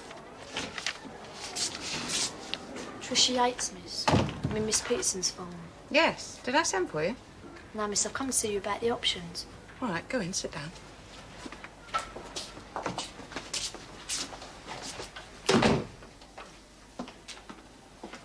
Come to complain about not being able to do technical drawing because it's classed as a boys' subject or something. Ah. Sex discrimination. Well, it is really, isn't it? Well, technically, but it isn't as simple as that. We only have a certain number of places and they'll be oversubscribed as it is. Well, it should be first come, first served. True, but as there are only a limited number of places, who do you think should get preference? No one. Well, yes, in an ideal situation. I'm afraid women are still more likely to give up their careers when they get married to look after their children. What happens if you don't want to get married and have kids? We should all get given the same chance. That's the point in having comprehensive education. We have to try and make the best use of what we have to suit the majority. So what happens to me? My life gets ruined because you want to suit the majority. Have you talked to the careers officer? Yeah, he said I should do typing. Ah. All right. Look, I'm only trying to be honest. Well, don't be honest, be fair. I am trying. Oh, you don't look at us as people, do you? What's that supposed to mean? You always decide things without even consulting us. Such as? Such as bringing back school uniforms. I sent a circular to your parents. But they ain't got to wear the stupid uniform, would they? Anyway, it's not just that, it's the way you push us about. Anything that makes your school work. Like expelling Kathy Hargreaves and them. You're just using them as another example. But what's going to happen to her? Yes? Oh, thank you. I'm sorry, Trish, you'll have to excuse me. I have to see Kathy Hargreaves and her mother. So what about technical drawing then? I think we should both have a think about it and talk again. Hoping that I'll forget about it. Would you ask them to come in, please? I ain't going to change my mind, you know.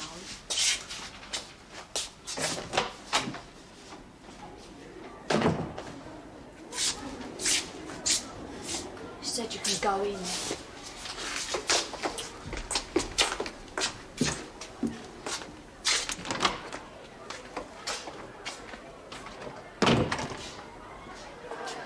Come down Angel tonight? Dunno. Tucker? What? You come down Angel tonight? Yeah, I might. Just go to the bog, all right?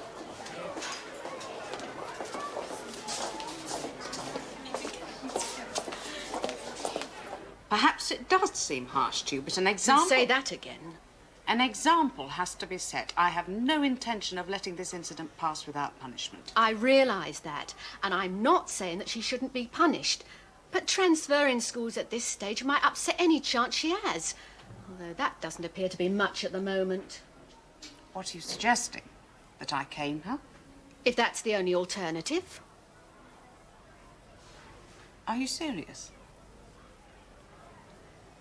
Perhaps if I'd given you one myself now and then, this would never have happened. Well? Kathy?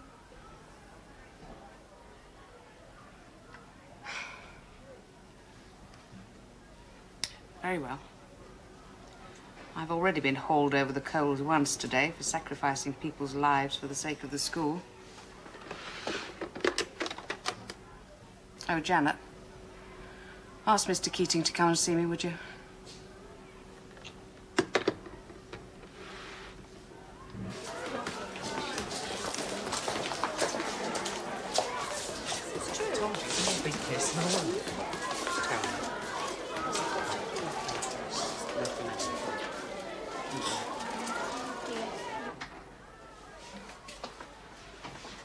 All right, Mr. Keating, I'll do it. Would you enter the details in the book, please?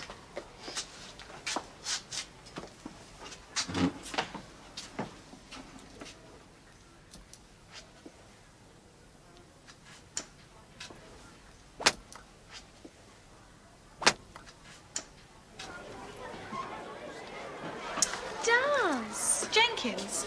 Alan told me. He's messaged you for ages. Ooh, I'd rather go out with Penny Lewis's pony.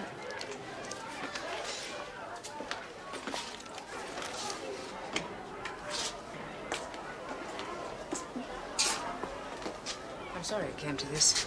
You've got your job to do. As I said, she'll get over it. I only hope it'll serve as an example. So do I.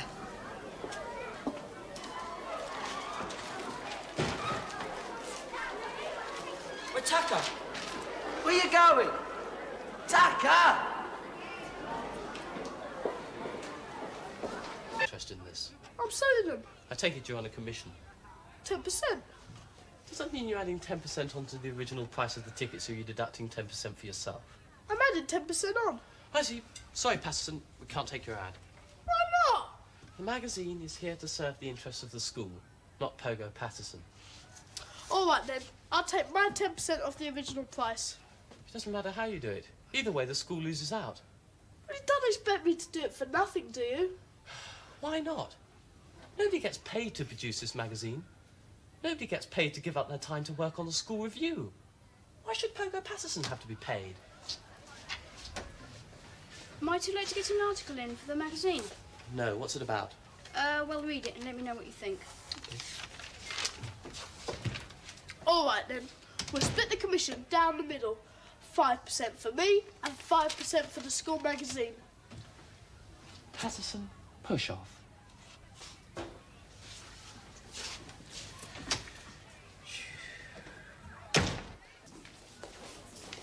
What's that? You wait for me? Well, hurry up, but I don't be late for registration. Oh, is that new? Digital. Hey, it's got an alarm. Oh, Bill. Brill. Let's have a look, Cartwright. Not bad. Mummy bought it for your birthday, did she? Bet she wouldn't half be upset if it got broken. Still, you're in luck. For, what should we say, 50p? Yeah. I can guarantee you that it won't get broken. Of course, if you turn down the offer, who knows how long it will last. Know what I mean? I goes to her, you must not think you're different coming to school in a dress like that. She goes, yeah, some would say too big to get into fashionable clothes. She goes, what do you mean? I would stop from that tatty boutique you used to work in. Suzanne, why do you do it? You've already been sent home twice for not wearing school uniform. Look, I promised Mr. Hot when I stopped bunking off. Didn't say nothing about school uniform, though. I've kept my word. They want to send me home, that's up to them. You're doing this deliberately. Why not? It stops me from going mad with boredom. Suzanne, a message from Mrs. McCluskey. She'd like to see you this afternoon. Why don't you just send me home? It's not about the way you're dressed, it's to do with your truanting. She wants your reassurance that it won't happen again. Well, I haven't bunked off since I talked to you. I know. So why do you ruin it all by defying the rule about school uniform?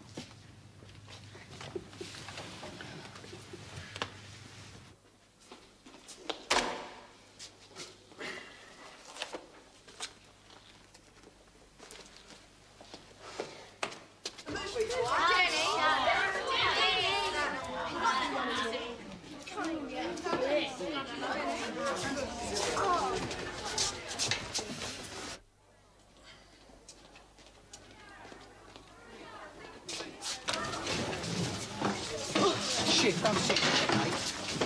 Move. Go on. Go on. decided to accept me offer yet? The only longer it takes, the more it will go up. It's already gone up to 75p. You've only got the end of the day to decide. Morning, H3. Douglas, what are you doing out of your seat? Send tickets for the school review, sir. Some other time, Douglas. Right. Today we are going to resume our study of The Tempest by William Shakespeare. Sorry, what's your name? Suzanne Ross. Will you hand the books out, please, Suzanne? What did your last slave die of? Sorry? Right, now, I'm afraid that in these times of economic stringency, there aren't enough books to go round. I'll do it out, sir. Yeah, me and all. I don't mind going out either, sir. So you'll have to share. 2 to a book.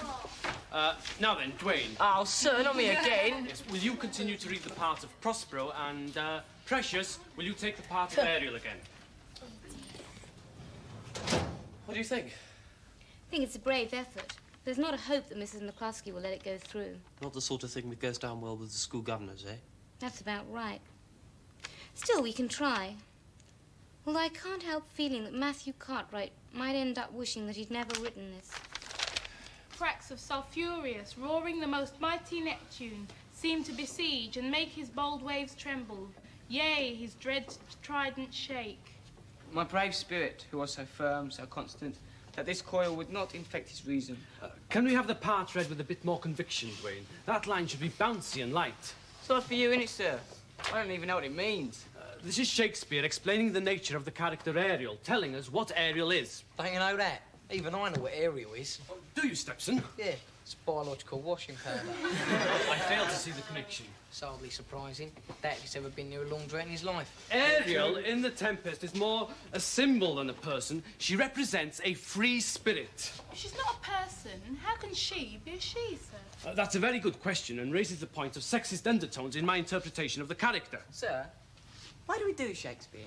I mean, what's it got to do with anything? Yeah, I wouldn't mind if it was in proper English. Great art transcends time. We can still draw parallels from this work which serve as a relevant social commentary on our own world.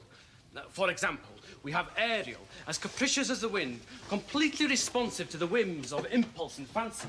And yet Prospero, the magician, frees her from the spell of the witch Sycorax, only to subject her to his own commands. Now then, what does this tell us about Prospero? That he's a right old strop. A what? A strop? It means he gets to knock when people won't do what he tells them to. Yeah, I bet he even tells what clothes she can wear and what she can't. I don't think that clothes come into it. You mean she was tearing about all over the place with nothing on? I mean that Ariel is a spirit, not a fashion model. So, are you an hippie? That is a somewhat dated concept, but in as far as the hippie philosophy used to embrace Only I certain... told me old man that you were all airy and scruffy. Nieces, you sound like an hippie. Yes, well, to get back to consideration of the text, what do we understand about the plot from this passage? He was a mod. I beg your pardon? Me old man, he was a mod. Bit old for that sort of thing, weren't he? Shut your face, Orpington. I meant an original. Can we refer this discussion on the merits of sartorial elegance to some other time? Translate. I think he wants you to stop talking about clothes. Precisely. I can tell what he's going on about. Well, I don't understand the words, but I sort of know what he means. Good job someone does. Yeah, it's not enough we can't wear our own clothes. Now we can't even talk about them. Yeah, school uniform. Wouldn't mind if he come to school dressed like him. Can understand McCluskey going up the Walding, couldn't you? Yeah. I am still here, you know, when you all finished talking about me. And one last word on the subject before we drop it. Getting into the top 10 list of best-dressed men is not one of my life's ambitions. No. Really, sir? The way I look is of purely secondary importance to me. The way I stock my mind is of far greater consideration than what I hang on my body. He means, do you Yeah, know? yeah. He means he don't mind looking like a tramp.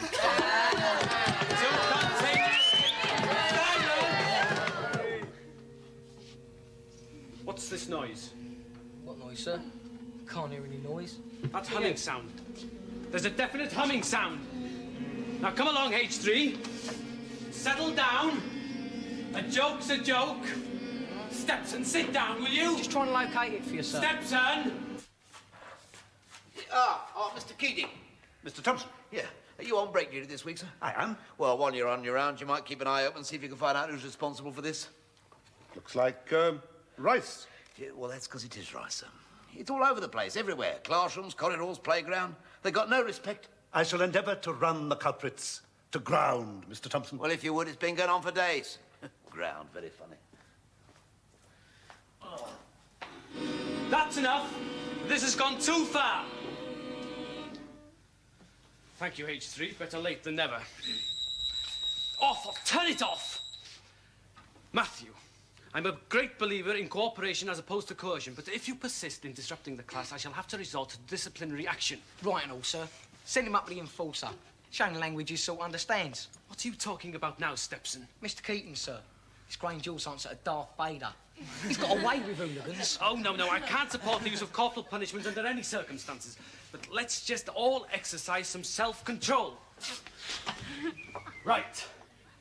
I'll have the person responsible for that out here. Well, don't think I don't know who's responsible. I just want to see if he's honest enough to own up. Matthew? No, sir. Open your desk. Stepson. Me, sir? Open it. Matthew? It's not mine, sir. Mrs. McCluskey's, Matthew. Sir, it wasn't me. And tell her why I sent you. But, sir! Matthew! You sniper, Pa. Get lost, Ross.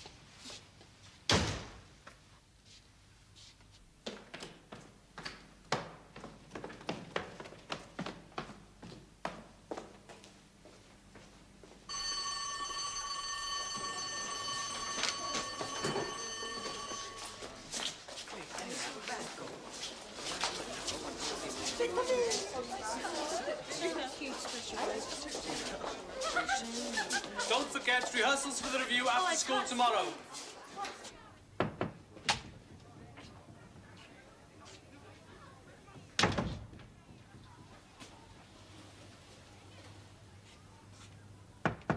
Come in.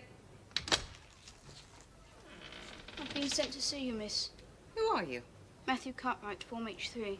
Yes, well, wait outside, Cartwright. I'm busy. I'll call you when I'm ready.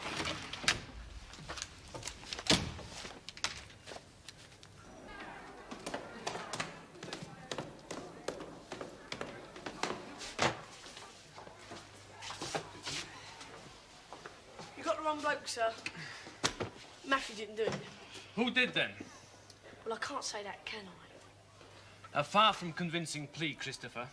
And I must say that when I confronted the class, the reaction of one or two of them strongly indicated Matthew's guilt. What? The I know's done it. I just want to see if he's honest enough to own up routine. What do you mean, routine? Ah, well, it is a routine, isn't it, sir? I mean, you say that, and then we're supposed to look at the person who's done it, right? Yeah, it may work on first years, but we sussed that one out years ago. Now, I got you both there. Several of the class did, in fact, turn round and look at Matthew. Yes, sir. Are you implying that Stepson and his friends are, in fact, the real culprits, and that they deliberately implicated an innocent party? He wants to know if Gripper set Matthew up. Good Lord. I've been conned. He's unbelievable, isn't he?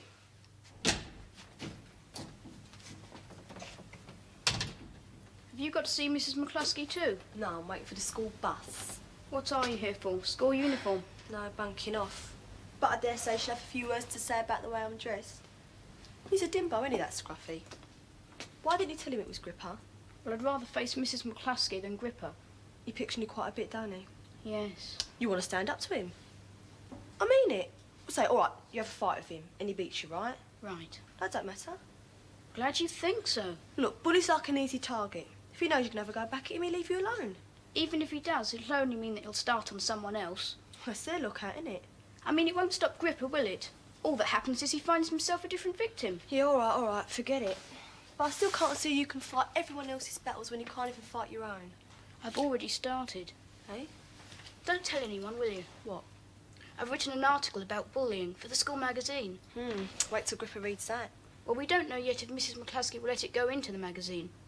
And I haven't actually named Gripper. Yeah, I know. He'll probably kill me, won't he? Ah, Matthew, good. I'm in time. Look, the erroneous nature of my judgment has been subtly, but nonetheless firmly pointed out to me. I know you didn't do it, boy. You mean I don't have to see Mrs. McCluskey? Correct. Listen, I'm sorry. No harm done, eh? No, sir. Right, Cartwright, I'll see you now. Yes, Mrs. McCluskey, sorry. There's been a slight misunderstanding. I sent Matthew along to see you by mistake. It seems he's been the victim of some rather insidious bullying. Bullying? Yes, but it's all been cleared up now. Sorry. Yes, well, that being the case, Matthew can run along. And perhaps you'd like to step into my office for a few minutes? Certainly. Look, Matthew, sorry about that. I'll have a word with you later. If it's not too much trouble.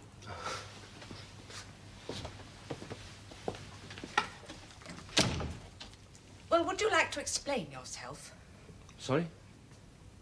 School uniform, Mr. McGuffey. I don't quite follow you. As you're aware, this school has recently reverted to wearing school uniform. I still don't quite see how that affects me. Standards! The wearing of school uniform imposes a certain standard. And uniformity. Quite. And at a time when we are placing such importance on the general standards of dress, you choose to further undermine your own rather shabby appearance by coming to school in jeans. Oh, my uniform. Your uniform is not our uniform, Mr. McGuffey. Do you understand my meaning? To wear our own clothes. I ain't got nothing to do with you. Is Suzanne coming in today? Whoops, sorry, didn't recognise you. What's up with you? We've just got so used to looking like Lady Muck. You trying to be funny? You thought you were someone in that dress yesterday, didn't you? Now you got to wear school uniform like the rest of us. You don't look so big. Well, I can never look as big as you, whatever I wore. Yeah. Yeah. Come on, that'll do. What's this all about? Ask her, sir. All I did was say a nice looked in a school uniform. Liar! Saved by the bell, all of you, two classes. Suzanne, isn't it? Yeah. Who's the pretty boy then? Yeah, really nice. I know what you're going through. Yeah, I thought you looked nice. I mean, I'm still thinking of the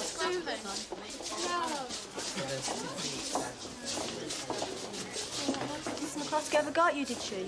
Oh, how did you know? I saw the look on her face when she got those jeans you were wearing yesterday. Oh, yes. Well, I was more or less ordered to smarten up. Not much fun having to wear a uniform, is it? No, it isn't. But she should be telling you what to wear, though, not a teacher. Well, she shouldn't have had to tell me, really. Yeah, but I mean, you're entitled to wear what you want. You're not a kid anymore. Oh, precisely, which is why I should have shown a greater degree of responsibility to the school. Here we go again. Toe the line. Be like everyone else. Well, if you feel strongly, why don't you speak out about it? Sir? What do you think I've got McCluskey and everyone else breathing down my neck for? I mean, speak out in a way that won't get you into trouble. How? And don't say the school magazine, because McCluskey runs a beady eye over everything that goes into it. No, the school review. Look, we could work on a piece about school uniform. Make people laugh, but still get the point across. I don't know. You see, humour is often an effective way of challenging the status quo. Well, think about it. We're having rehearsals tonight. In the meantime, look on the bright side. You only have to wear your uniform in Grange Hill. You can dress in your own clothes after school. I mean, you don't think I'm going to dress in this suit all the time, do you? You're not. You must be kidding. This lot comes off as soon as I get home. Ah, Mr. McGuffey. Now, Mrs. McCluskey. I seem to remember you mentioning to me that Matthew Cartwright had been the victim of school bullies. Yes, that's right. Then you presumably know something about this. It's an article intended for the school magazine about bullying by Matthew Cartwright. Oh, is it? Good for him. So you admit to having encouraged him to write it? Well, no, not really. This is the first I've heard about it. But the magazine surely is a forum for discussing these sort of things. I mean, bullying is an underhand and unsavoury fact of school life. What better way to bring it out into the open? Thank you. I do not need a lecture about the function of the school magazine.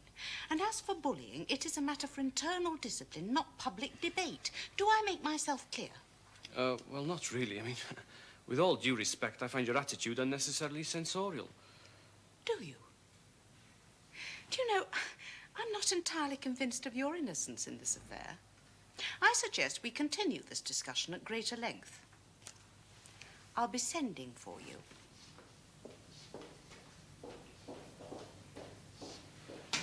He spends more time in our office than you do.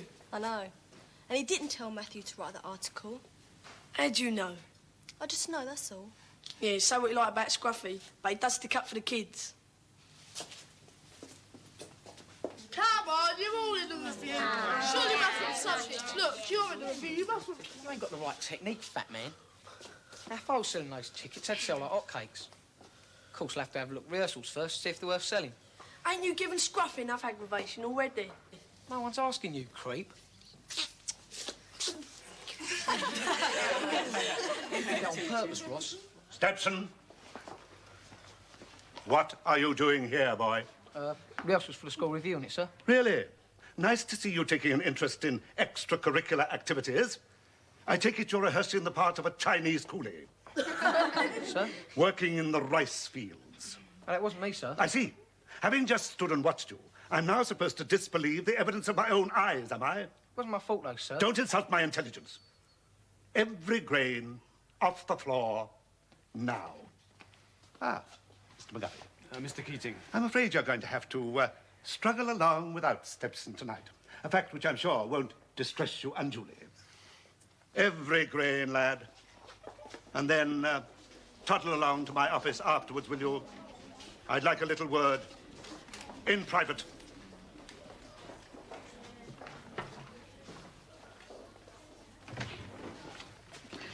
Ah, Suzanne. Yeah, I thought I'd give it a try. A more than welcome addition to...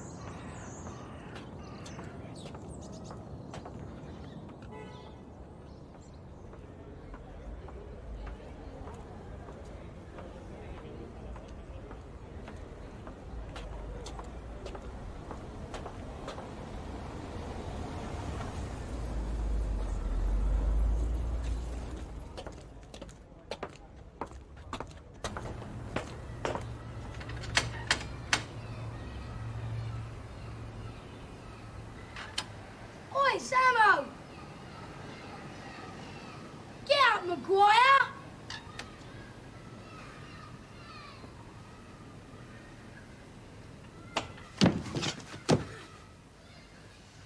Why not try a bit harder? You might be able to make a bit more noise. Oh, sorry, did I get you up?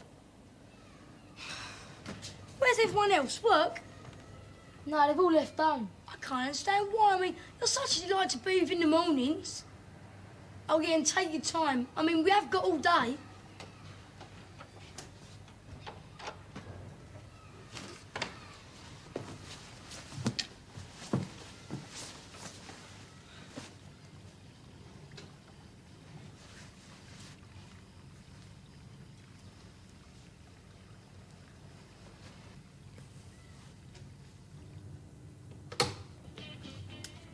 Wakey, wakey, the alarm went ages ago.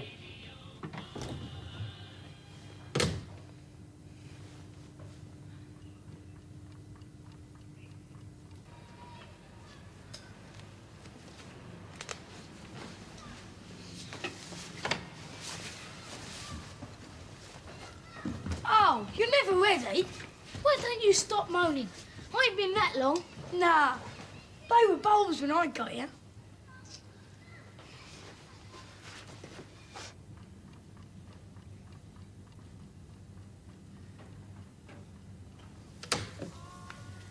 Right, this has gone far enough. I want you up. Now, don't try my patience, Roland. Not well. Pains. What sort of pains? I wish you'd told me these things, son. I'll have to throw your breakfast away now. What is it? Eggs, bacon, sausages, baked beans, tomatoes. Why? I might be able to eat something, you know, save you wasting it. Stomach pains. But they come and go. If you don't get out of this bed, I'll give you a pain that will be permanent. Now, move yourself.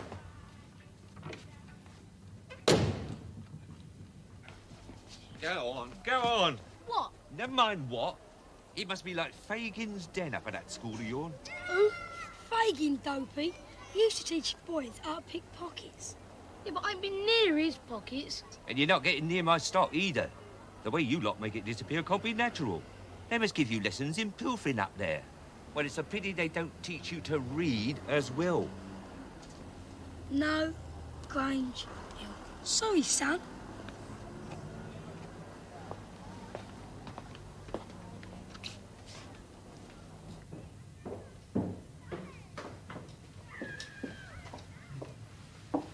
That's what I like to see. Bright and early, Mr. McGuffey.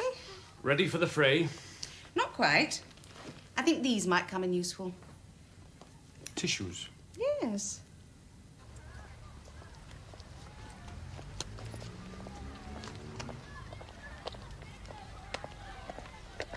Morning, Patterson. Lost some weight, I see. Yes, sir. Got a runny nose, sir. Morning, sir. Morning.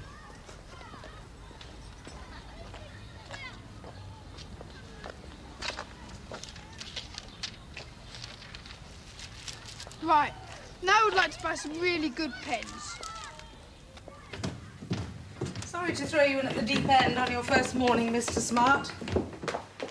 But I'm afraid these education cuts are going to involve us all in some rescue work from time to time. No problem. I prefer to be in the thick of it. And you're going to be well accommodated. Basically, staff shortages mean that certain teachers will be attempting to be in 2 places at once this morning. Sounds interesting. What that means in practical terms is that 3 classes will be without their tutors for the first 2 periods of the morning, and I'd like you to supervise them. 3? Yes, sounds interesting, doesn't it? But don't worry, there'll be no morning assembly today, so it will just be a case of gathering them all together in the assembly hall and keeping an eye on them until morning break. You leave them to me. Here's a list of names.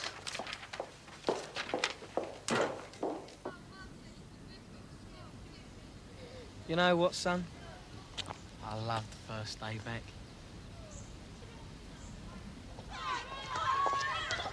What more do you want? You can't buy these pens in the shop, you know, and I am practically giving them away. All right, it's up to you, but it'd be no use coming back to me when I've sold out.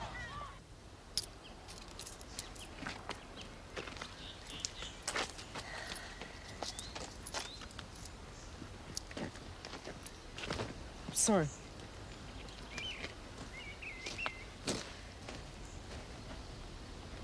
Oi, Gripper. It's easy.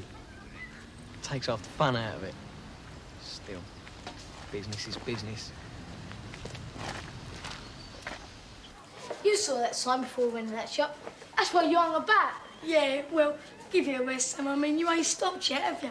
If I don't like being called a thief, I've got a good mind to report him. Don't be a div. He's put a bar on all the Grange kids, not just you in particular. Yes, I come and let you in then. He's obviously prepared to make exceptions for people with my charm and intelligence. Yeah, all right, Jonah. Or maybe it's my honest face. Yeah, I believe you. It could be this.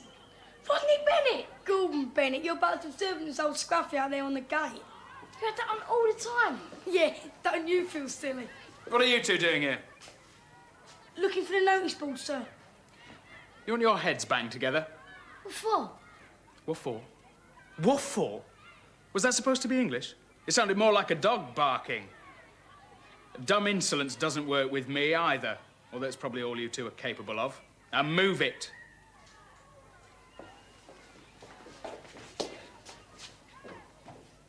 Pleasure doing business with you, gents. Oh, and remember the face.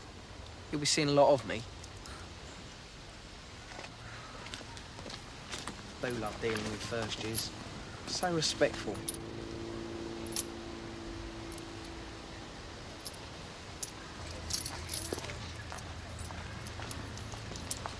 Of course, we mustn't forget our old clients.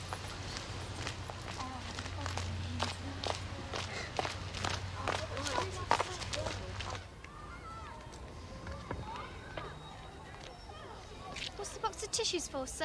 I'm afraid you're just about to find out, Christine.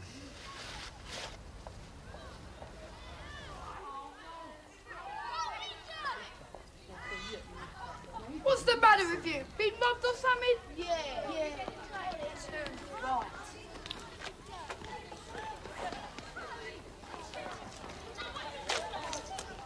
No.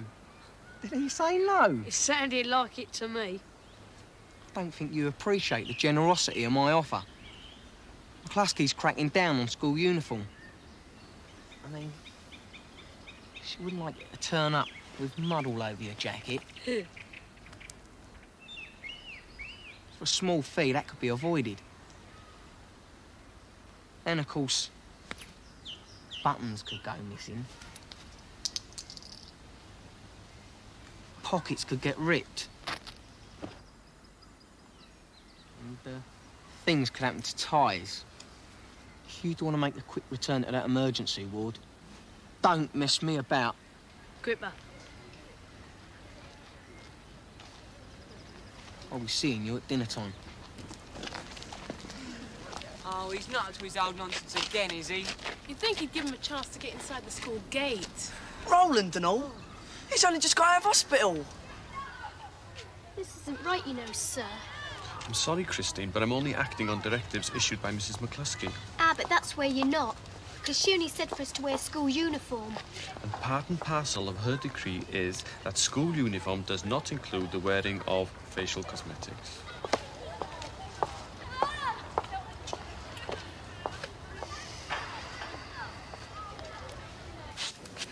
Stop fussing with you, worse than my mum. You can't walk around looking like that, you know. Yeah, McGuffey might be willing to look the other way at the gate, but if McCluskey sees you, well, she'll blow her stack. How'd you manage it, Rolly? Well, I did get some milk from Gripper. I might have known. You got it out of a bun? Yeah. I might even be able to do something about that pocket. Gives you a jacket. I make you look a bit more respectable. Until Gripper gets me at dinner time. Something ought to be done about him. Yeah. You take that out of your mouth. Be quiet! I'll get round to you all as soon as I can. Just remember the Grange motto, sir. Don't panic. Ha, ha. That was a good one, Gripper. Got any more like that? Who's a pretty girl now she's had her face scrubbed? Drop dead. Temper? You do look nice in your new uniform, though. Fancy you almost as much as I do Miss Scott here. Only with her, it's not just the uniform. You know what I mean? If you were here last year, you should know who your tutor is now. I'm not doing that. I don't know how long for. Just get along there and wait, if that isn't beyond your capabilities. So they put me down for history. Have they? Come on, chop, chop. It's the wrong option. Is it? Into the hall. Move it. Well, who do I say about it? You, boy, get a move on. I don't know and I care even less. Are you deaf, lad? I thought I told you to go to the assembly hall. Now get out of here. I feel like being helpful, is there? What's your name, boy? So, why isn't our classroom open? If I hear that question once more today, I'm going to throttle somebody. Get out of here. Who on earth is he? Mr. Smart. He's an English teacher. What do we want another one for? I'd better go and see if he needs a hand. Sutcliffe's left. My mum heard about it through the PTA. It's sudden, weren't it? What did he go for? Nobody's saying. But I reckon we've just been talking to the reason. What, have her and Sutcliffe split up then? Yes. You two can go straight to the assembly hall. Somebody will Do be along to you look after mind? Sorry. I thought you looked as if you could do with some assistance. Did I? Well, maybe next time you'll ask first. Yes, if there is a next time. What do you two want? Who's that from, sir? On your bike, Polo. Look, these are good quality pens, you know. Don't come back to me when I'm sold out, because you're not going to get any, right? All right, Pogo. What line of merchandise are you pushing this year, then? Pens. Ah, you're not doing very well by the looks of things, are you? Yeah, that's because by the time most kids got through the school gates this morning, they've been robbed by Gripper. Well, how much do you want from them anyway? Well, they cost 15 to 20p in the shops. 10? I'll let you have a dozen for 50p. Let me have a look at them. Look, do you want them or don't you? Let me have a look at them first. They do work, you know. So let me have a look at them. Ah! You gonna let go? I can't you let go of me. Oh, sorry. You should have said. What's this? Multinational products. It's a firm that Dad deals with. They're free samples. Well, I said I was going to let you have them cheap. I don't know what this world's coming to. When someone tries to flog his mate, free samples. Kids like you shouldn't be encouraged.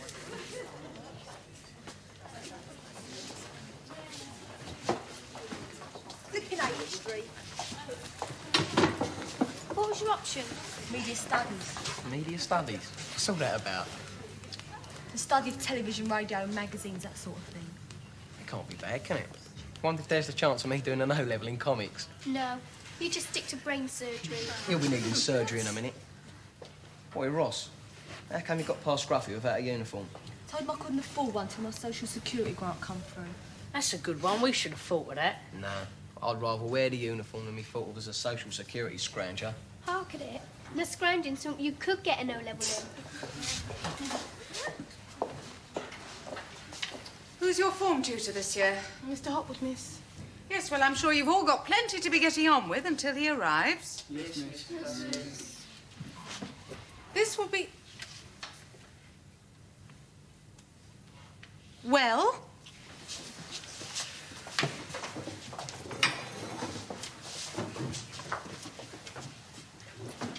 This will be your form room, Ran, dear. However, we still have a few formalities to sort out first, and with everything in chaos, that could take the best part of the day, I'm afraid.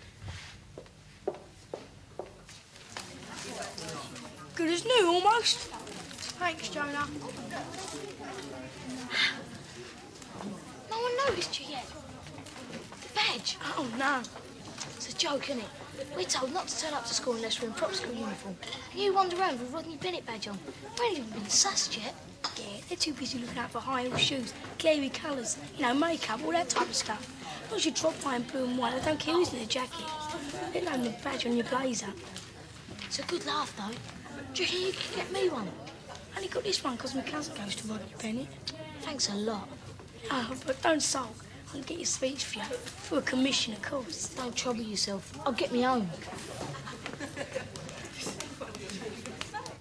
Hang on, here it is, N2. Who's our form tutor again?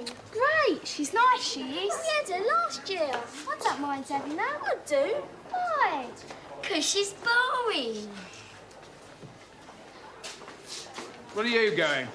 We're looking for A2's form room, sir. N2. Room 108. Do you know where it is? No, I don't. You'll have to find it yourselves, if it exists. Come on. Let's go and find out. See if it's as boring as it was last year. It's so funny, baby. Sorry, miss. All safely into the assembly hall, Mr. Smart. Oh, yes. Bit hectic, but nothing I couldn't handle. Good. Well, if you can handle that, playground duty at lunchtime will be no problem. Playground duty? Look at it this way. After today, it can only get better. Ah, Mr. McGuffey, any problems with uniform? No, all sartorially correct. Thank you. I wonder, could you spare the time to show Mr. Smart around the nooks and crannies outside at lunchtime? He's on playground duty. Certainly. We English teachers must stick together. First day back and he's had it already. Are you still going on about Gripper? Hey, you're the last one who should get upset about him. What do you mean? You're always trying to rip people off. Look at those pens this morning. Look, I'm offering you something in exchange for your money. All Gripper offers you is a smack in the mouth if you don't part up. Anyway, I still don't see that there's any big difference between you and him. I don't agree. Poker's a pest. Oh, thanks. But Gripper's a menace. You could say that again. By the time most of the kids got into the school playground this morning, they had no money left to buy my pens. Well, that weren't quite what I was thinking of. Still, it'll work in my favour at lunchtime. How'd you work that out? Well, Gripper works outside the school, right? Yeah. That means all their kids with their lovely dinner money will have to pass me before they get to him. But what are you going to sell them? Gripper took all your pens. Not all of them. Oh, typical. All right, H4, settle down.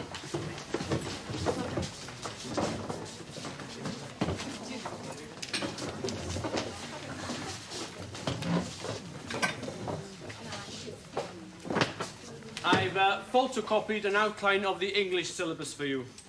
Can't wait to see what gems the literature's lined up for us this year. Things will be a little different this year. You'll have me for language, and both Mr. Smart and myself for literature.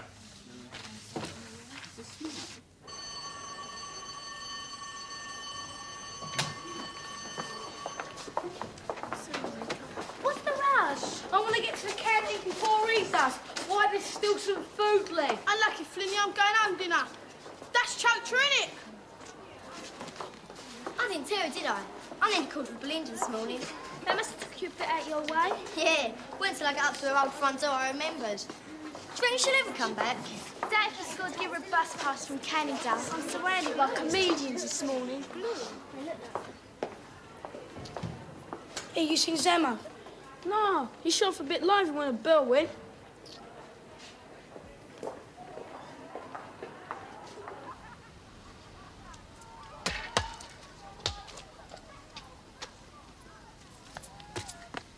Here, gives me a ball back. It's not that easy, you see. If you want this ball, you give me that badge. I don't think so.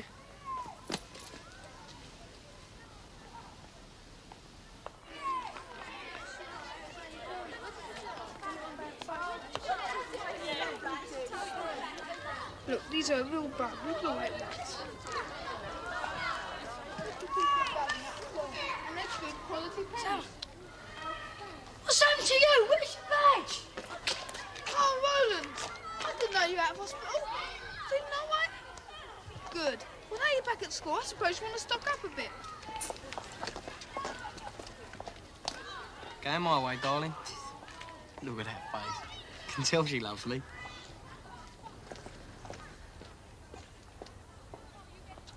Boy, Gripper. 50? For 10. What do you think you're up to? He's buying some pens off me. Oh, no, he ain't. Don't give it to him. I wouldn't pay too much attention to him, because he's in trouble himself. You were supposed to give me all of them. Well, I didn't, did I? I'll take them now, then. No, you won't. I will, you know. And if you want it the hard way, it's all right by me. I told you he wasn't joking, Miss Scott. Gripper chatting you up? I didn't believe you. But when he just started again now, I felt sick. Pogo, come on. You want some more? Go on, hit him again. And what? Do it and find out.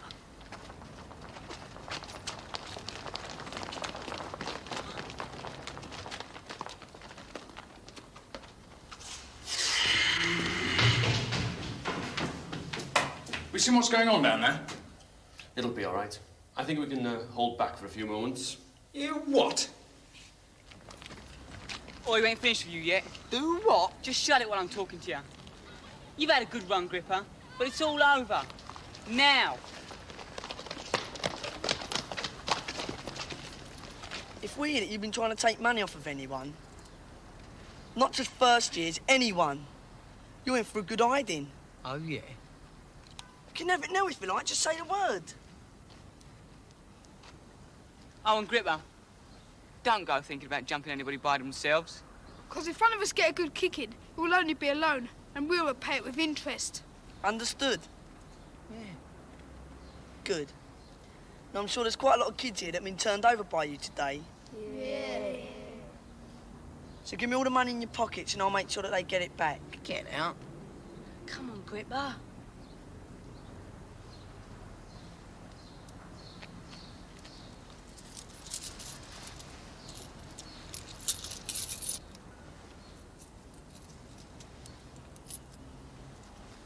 And the pens.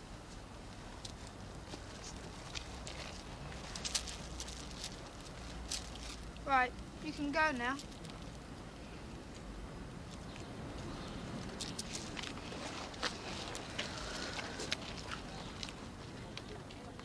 Well, I never thought I'd find myself rooting for Pogo Patterson.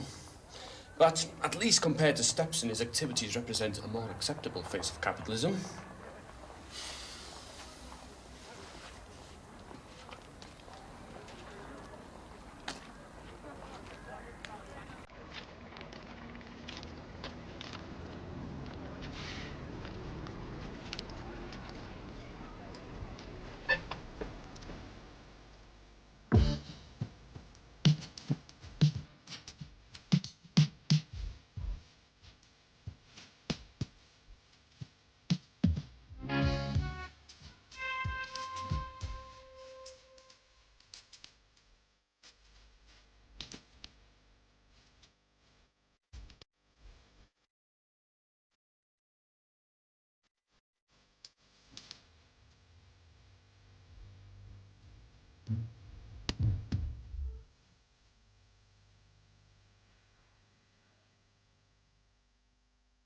Chào các bạn, hôm nay mình sẽ hướng dẫn các bạn viết chữ vui vẻ, viết chữ êm ấm.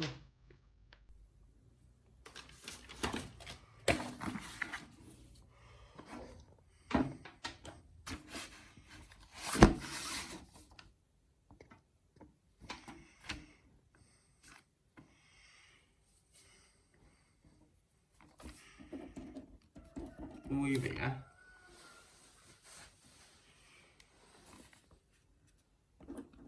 vui vẻ,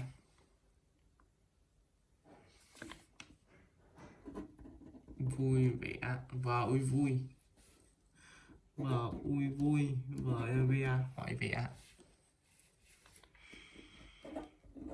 vui vẻ, vui vẻ,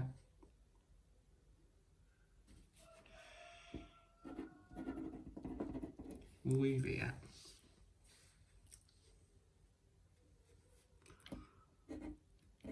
vui vẻ, vui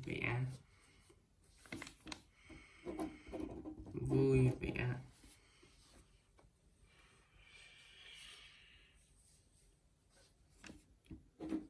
vui vẻ, vui vẻ, được chưa? Vui vẻ,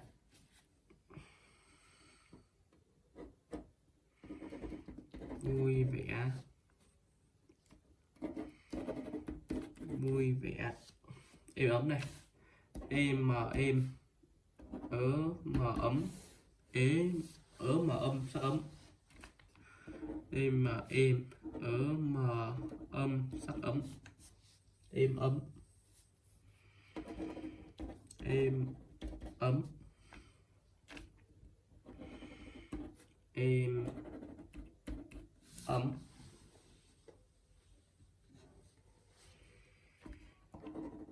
êm ấm, êm ấm, êm ấm,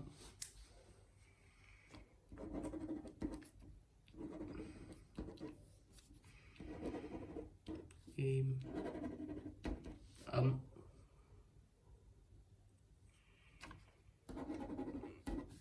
êm ấm,